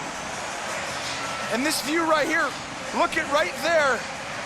Is his knee down? Oh, can't tell from there. He does look back there for the ball. Plus you got an elbow that may have been down as well. It's hard to even see where he's at. There we go. Oh, the ball, that's where it got. The knee looked down, but the problem is that punch happens before the knee's down. But had he lost control of it? Oh, of course, all turnovers are reviewed, and this will be a big one. Ruling on the field is a fumble. Gene's territory. You've seen it. What do you think? I think they're going to keep and go stands with this one, Jim. There is one angle there that we can see, and we've got a great angle, right the one that you're looking at right now, where that ball appears to be punched out right before that right knee hits the ground. The ruling on the field And I believe they'll stay with it. Only first down, New Orleans. It is, in fact, a fumble. And the Saints take over. Ridley, who had 6 fumbles his last 2 seasons when he was with the Patriots, coughs it up here in the 4th. What a big-time play by Coleman. Pittsburgh was eating the clock. They were driving. I don't like the play call, though, Jim. That's one thing that's going to get lost in that shuffle. Against the #1 ranked run defense in the league, and it wasn't 3rd and inches. You got a full 2 yards at least. Like 4-2 left. And we got a pre-snap call coming against the Saints for 5. Start. Offense, number 19. 5-yard penalty. When you saw the formation and everyone in tight, you never believed they were going to be able to get that 2 yards.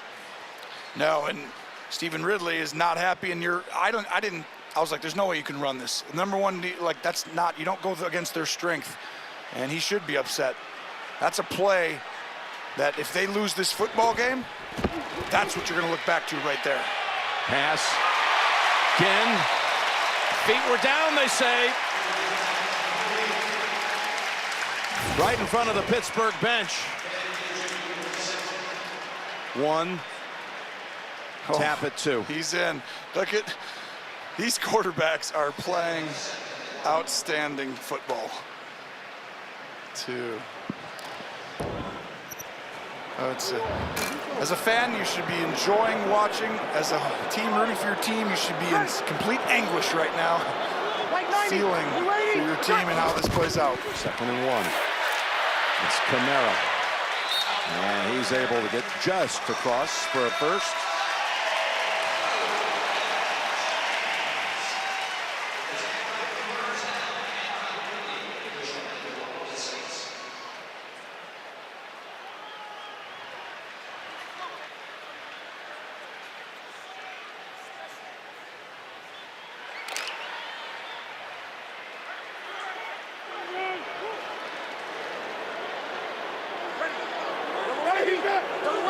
So Kamara motions into the backfield. He sees the safeties on him. He knows it's man-to-man. Here's a first down pass to an open target. And Hilton finally able to take down Keith Kirkwood, but it picks up 23. And Brees finds the open man. It's a busted coverage. Kirkwood in the slot. Watch right here. Because Kamara swings out, you're going to see the defender take off Kirkwood and just leave him. He was guessing that that ball was going to go right to Kamara. Saints going without their left tackle, Armstead, who was injured in the first half, came back for a while, but he's missed time here in the second half. So they put Andrus Peat at left. Kamara had a stealer on him right away, TJ Watt, as we approach 8 minutes to go. Think there are a few folks watching the Baltimore right now? Oh, look at that. That's Ridley's helmet. They have to repair the Ridley helmet after he slammed it to the ground. The problem is, what happens if you got the ball right back? You've eliminated yourself from going in the game when you break your helmet on the sideline. 2nd and 9. Hey, Connie.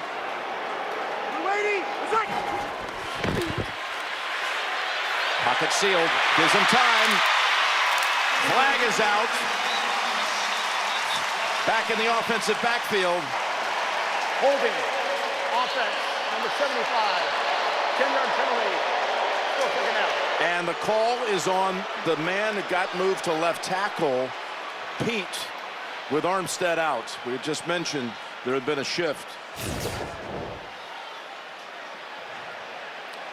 Watch Pete. He's going to set, and then he grabs right there, and that's the right call. Hayward gets around him.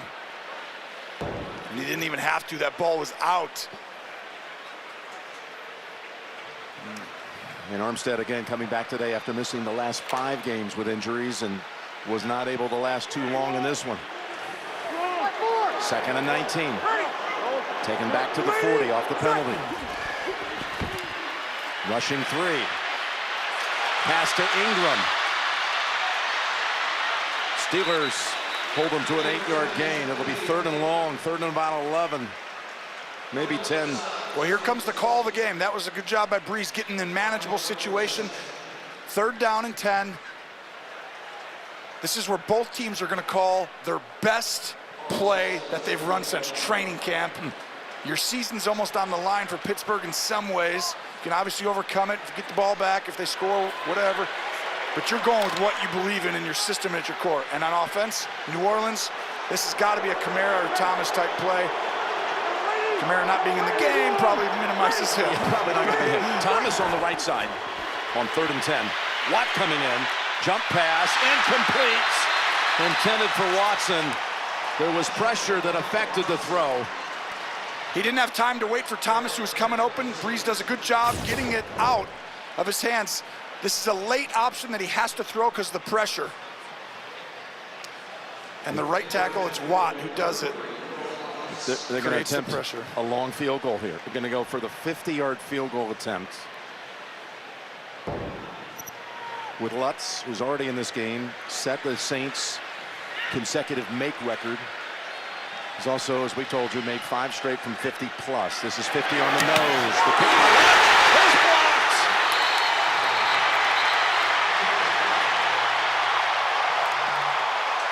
L.J. Fort. I don't think they're offsides this time either.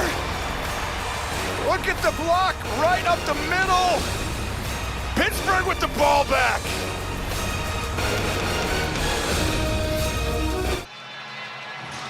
Back inside, Steeler football. Ridley, who was in agony after losing a fumble, but saved by the play. Fort with the block. Fort with the big-time block, but you just mentioned it. You saw Watt pushing Will Clapp down on the other side. Big-time play by a star defensive end. Which allowed Fort to be able to get that open lane. A little throw to Brown for a gain of about 6, maybe 7. But that's where special teams, I mean, You can win games if you get people to play with that kind of effort. Ford and Watt, you know, your best outside pass rusher to be able to commit and go that hard. I mean, you just bowl over a guy, and it can help you win. New Orleans needs a stop. Pittsburgh needs a big play. The last play went for 5.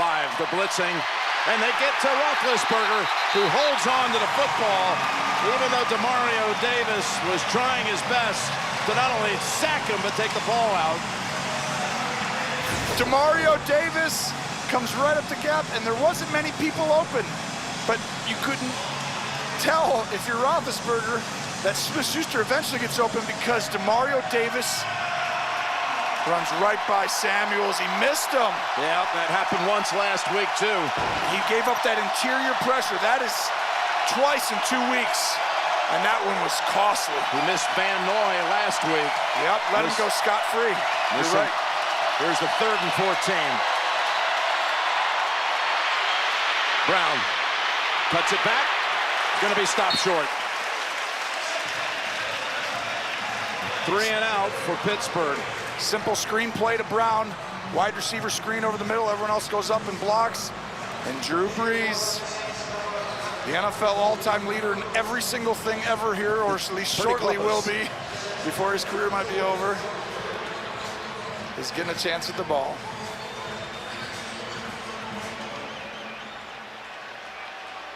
Not that it's anywhere close to being over, even though he turns 40 on January the 15th. The week between divisionals and the NFC Championship game. Oh, they run the fake! The fake is short with Nix. The Saints stop him. What a call! My gosh, with 4 minutes to go. Nix thinks he has it. He's celebrating, but the Saints converge.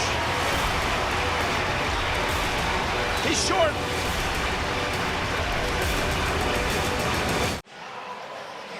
What a decision to go with the fake punt with 4 minutes to go on 4th and 5, and they're stopped a full yard short. Well, Mike Tomlin knows how important it is to stop Brees, so he's telling his team, but look at this. What a gutsy call with your season on the line. And here's the Nick thinks he's got it. Drops the mic. First down, everyone, I did it. And then everyone's like, yeah. And then you walk over and like, you're a full yard and a half short. Well, he gave it a great second effort because the Saints, the likes of Robertson and Banjo, they were on him quickly, and he fought for every inch, but he still didn't have enough. So Brees takes over at the 46. That call, the guts to do that. I love the guts. But boy, you really want your defense. You saw how passionate he was talking to this team coming out on that field. Pass complete to Hill for 5. Well, Pittsburgh, they pressured on that down. Expect it to continue until they get down inside the 20.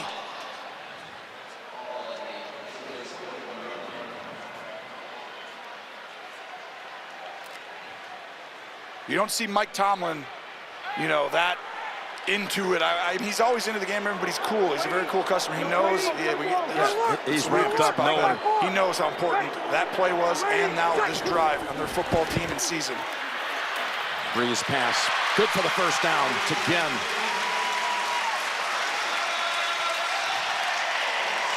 Clock running with 3 and change to go. Saints have all 3 timeouts. Pittsburgh with 2. Again, Pittsburgh if it loses here, Baltimore takes the lead, and Pittsburgh falls behind everybody in that whole wild card scenario. They move out of the top 6. Yep, you're exactly right. This well documented how important it is. Pressure. Brees. Incomplete, looking for Kamara. Hilton was there for the coverage. It's now time to pressure Drew Brees and make the ball come out of his hand instantly. Don't let him use his instincts to go through 5 progressions in 2 seconds.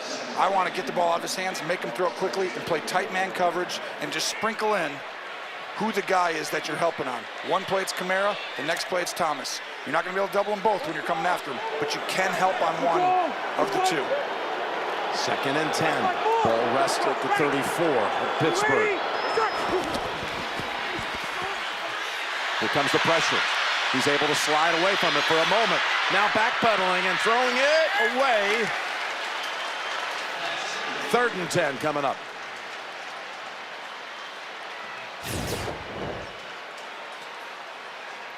Breeze looking through the progression. Everyone's got man on it, and you saw the pressure up the middle by Hayward and Watt. And nothing there for Breeze. Makes the smart decision. 3rd down now. New Orleans here has to chip or do something with Watt on the edge. Allow Breeze to have a little bit of time. You got to chip on the edge of the line. Do not let 90 affect this game right here. He's been in that backfield a lot in this half.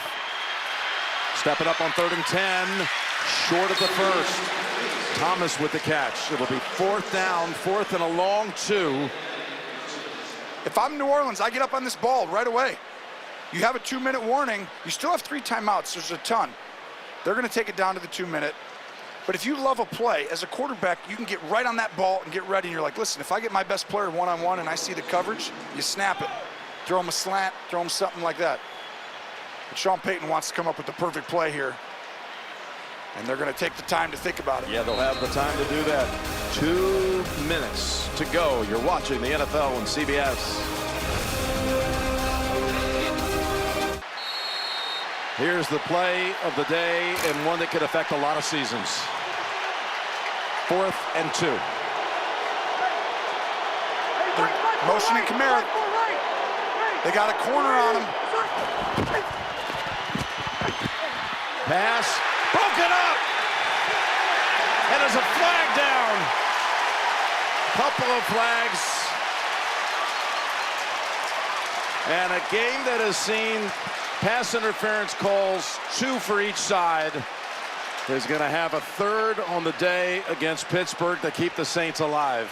And it's Defense, number 23. The ball is placed at the spot of the foul, automatic 1st down.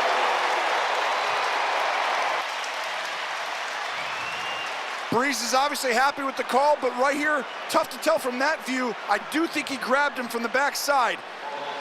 What you do with that motion is you motion Kamara out, you see it's man-to-man, and you throw a slant to your best player, Thomas. Good job by Drew Brees and Sean Payton coming up with the correct play versus the correct coverage, and then it comes down to whether your guy, Pittsburgh, can defend him. Hill in the game. Taysom Hill. They send him out to the left side. Right by 4. Ready. You ready? Start. Give it to Kamara. Hayward has hold of him. Another flag is down. Holding. Offense, number 71. 10-yard penalty. Still 1st down. This feel a little bit like last week when we were at Heinz Field and Patriots are going down at the end of the game, trying to find a way to tie it in that case, but had all those throws from this part of the field at the end of the game. It does have that feeling. And a late holding call, too. And Ramczyk right there, that hold against New England last week was huge, like you just said. Cost them right at the end. Much harder is it harder to get 20 yards than 10? I don't know. What do you think? I think it is. And right now, as a quarterback, you want to be thinking in your brain, I don't need to get 20 yards here. Just keep efficiently moving the ball. You got 4 downs, not 3. 1st and 20. They blitz. They go down the field, and it's incomplete, no flag. Sensible on the coverage again. It's a great technique, Sensible. Don't give up the big play. But right there again, he tries to turn back, and Breeze thought he was going down the field. If Breeze could do that one over, he'd throw the back shoulder on that one because Ginn was ready for it. Now it's 2nd and 20.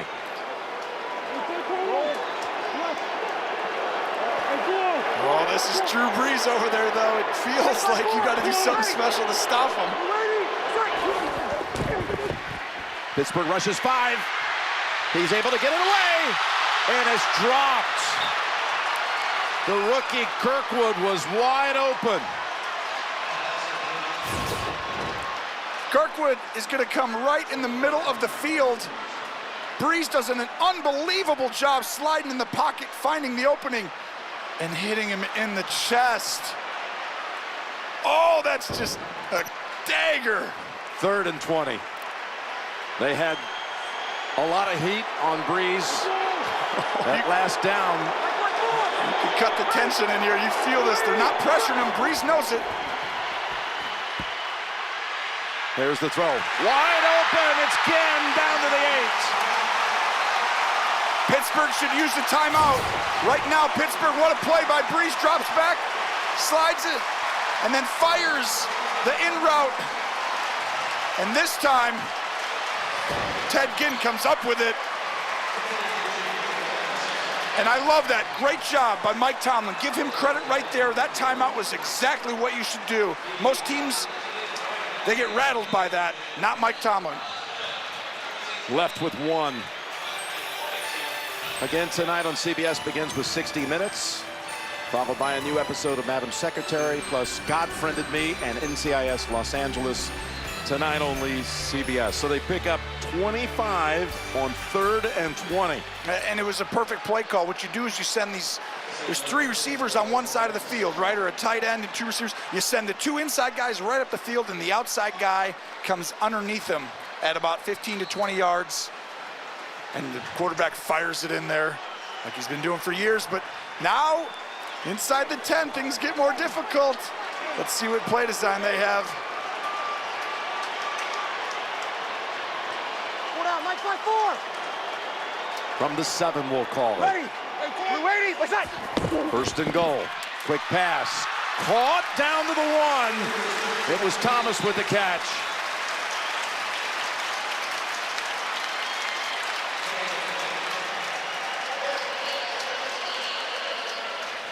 And Pittsburgh takes its last time out. Smart again. That was a simple run play that the quarterback can throw a quick little route on the backside if he sees he's one-on-one.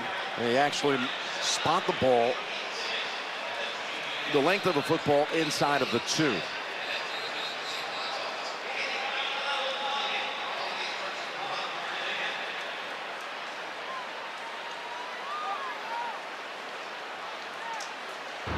If you're New Orleans, you got to score a touchdown no matter what. So you're not thinking about the clock or the time right here. But in a perfect world, you'd score on 3rd down after like a run for a yard. Right. Take about 40 off the clock. Here's a 2nd and goal. Breeze looking to throw. Now unloads it. Was he in? Did he cross the plane? No. And he's in the field of play. So that will run the clock. Thomas with the grab. Oh, that's a touchdown. That's a touchdown. That's going to be a touchdown for the Saints. That's also going to give Pittsburgh time to do something. It's under further review. You're exactly right. Drew Brees was getting ready to throw it. Thomas couldn't get his eyes around for the fade fast enough, and then he comes back on really, see how he slips right there? Thomas slips, then he comes back. And that's gonna be a touchdown. And New Orleans is gonna take the lead. Right, here's the pylon camera. You can see he's right on the stripe. He's got possession right there. Crosses the plane. That's going to be a touchdown. The ruling on the field was outside of the end zone. But he secured it. I mean, I think that's touchdown. Broke the only way plane. you wouldn't would be what? Didn't have control of the ball, maybe? Yep, that would be the only way. Until he was outside of it, they would have to say.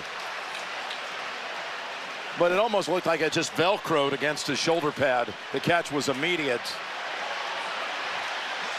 Gene Steratore, is there any doubt about that being a touchdown?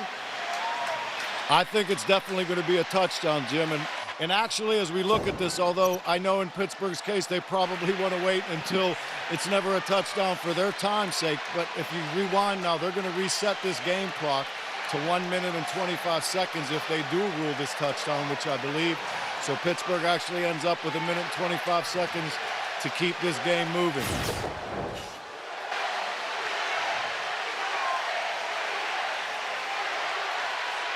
So the drive that felt inevitable in this fourth quarter they were going to have one scoring drive, right? You just knew that Breeze would do it one time. And it came off, though, a stop on a fake punt. On a fake for a punt. short field.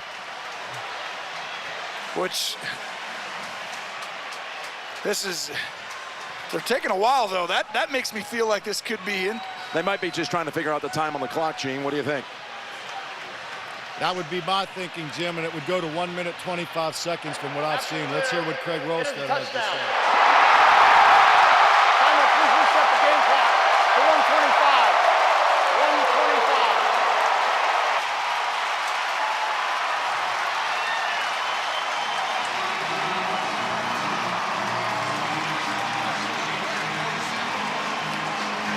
125. Drew Brees does it again.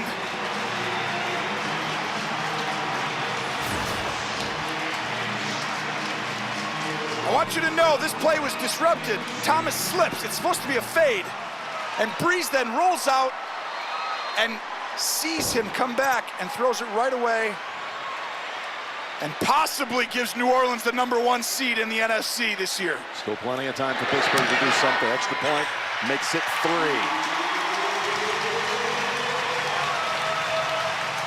And now, Boswell might be a man called on to try to send the game to overtime if Roethlisberger can get him in position. We asked, Tracy did a great job. She asked Mike Tomlin yesterday in that production meeting, she goes, any feelings of nervousness to send him out there? Any kind of feelings that would be like, I don't trust it or I don't love it? And he goes, we don't play that way. We don't think that way. I sent him out there. I'm expecting him to go out and make the kick. He's not going to tell us if he does anyway. Well, he's going to have to send him out there to go make the kick. Yes, I promise you, the Steeler Nation would be pretty nervous about it, but they'd like to have that chance. He would take it right now. I think Ben Roethlisberger today has played one of his more complete football games.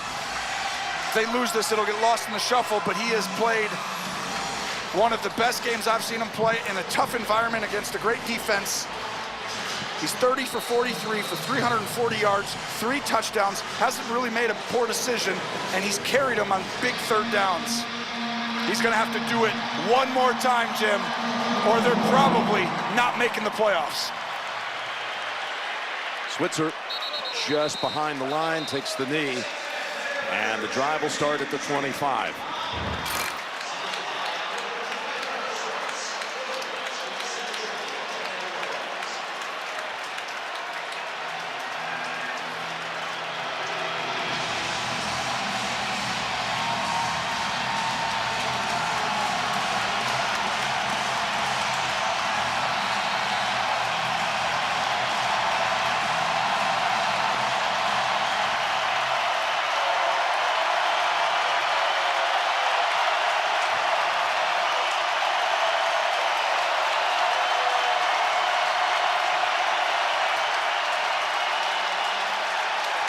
There was movement.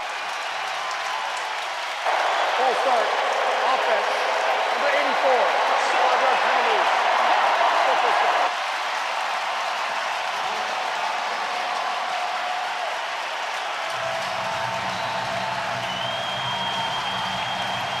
You can hear this place.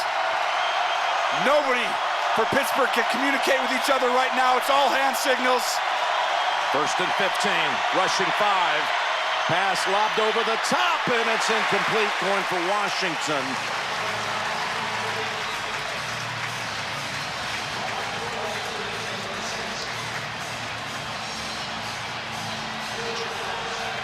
You're gonna see New Orleans. I'd be shocked if AB and Smith-Schuster are not doubled on every single play for the first 2 or 3 plays here. These safeties are going to be looking exactly where they're both at.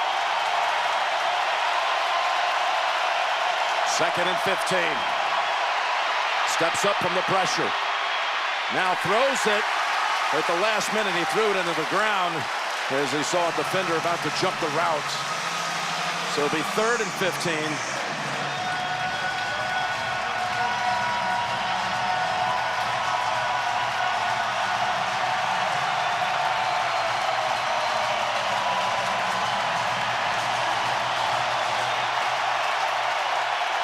Ben Roethlisberger needs to get them on the line.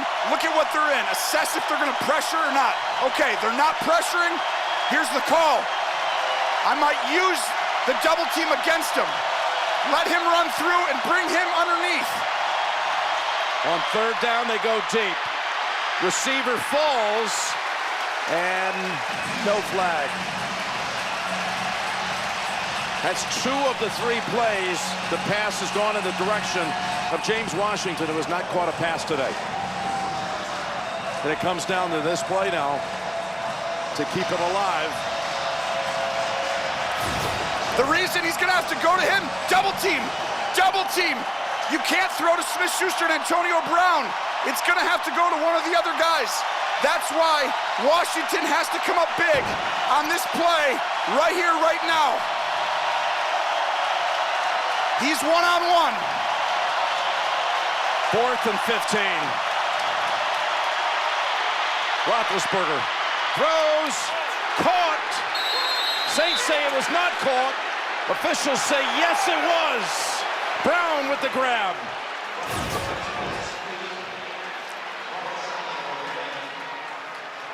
He's in bounds. Yes, he is. Does he hold? He drags it, and the right foot was planted. That's a catch. Brown comes back from the double team all the way back to the sideline. It looks like it's going to be a booth review, but pretty clear evidence that Brown made a great play, and so did Roethlisberger. And that gives Pittsburgh a little time while they look it over to get organized. He secures it.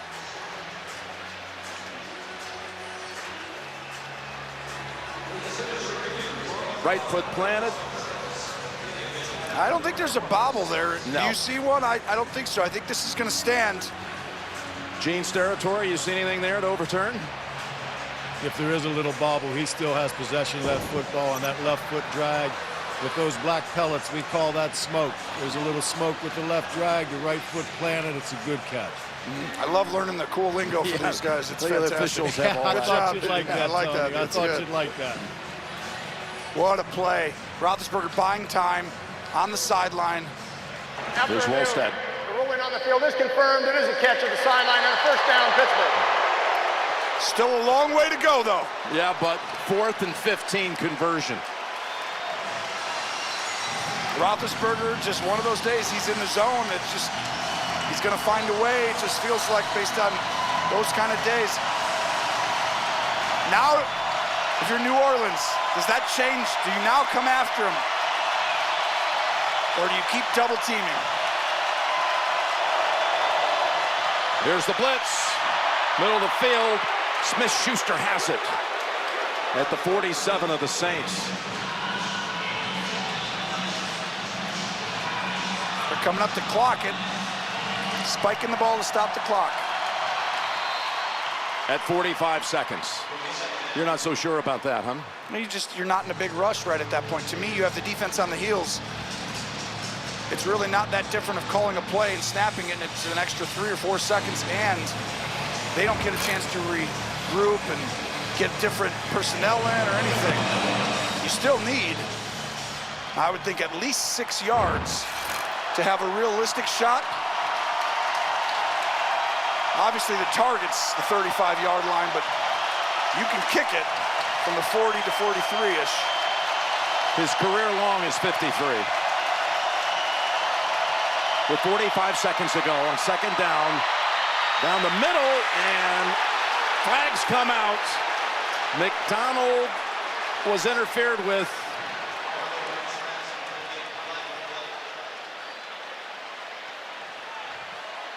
Before the pass is thrown, illegal contact, defense number 47. That's a 5-yard penalty and an automatic first down. Anzalone had hands on him past 5 yards. But not a pass interference, an illegal contact. Yeah, that's which will just put it to the 42. Yep.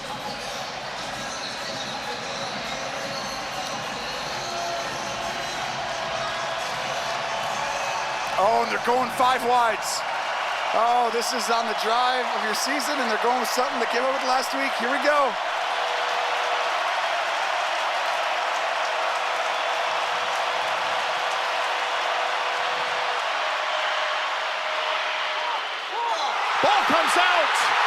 Smith-Schuster coughed it up.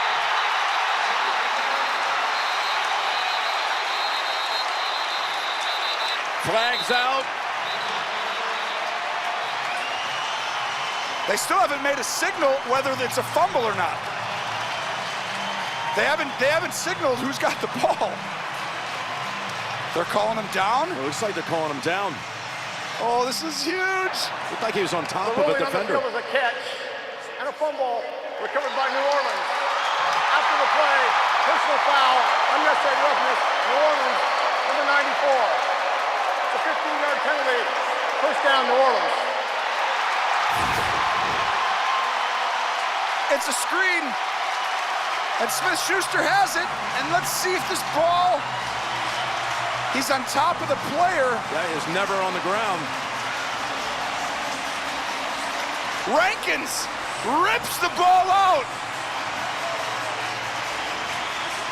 Davis comes over to fall on it. I don't see anything that tells me he's down before this. One more time, let's see right here. Left knee, nope. Oh, I think that's gonna be a fumble. Oh, New Orleans is gonna get this. Fumble confirmed. Upstairs.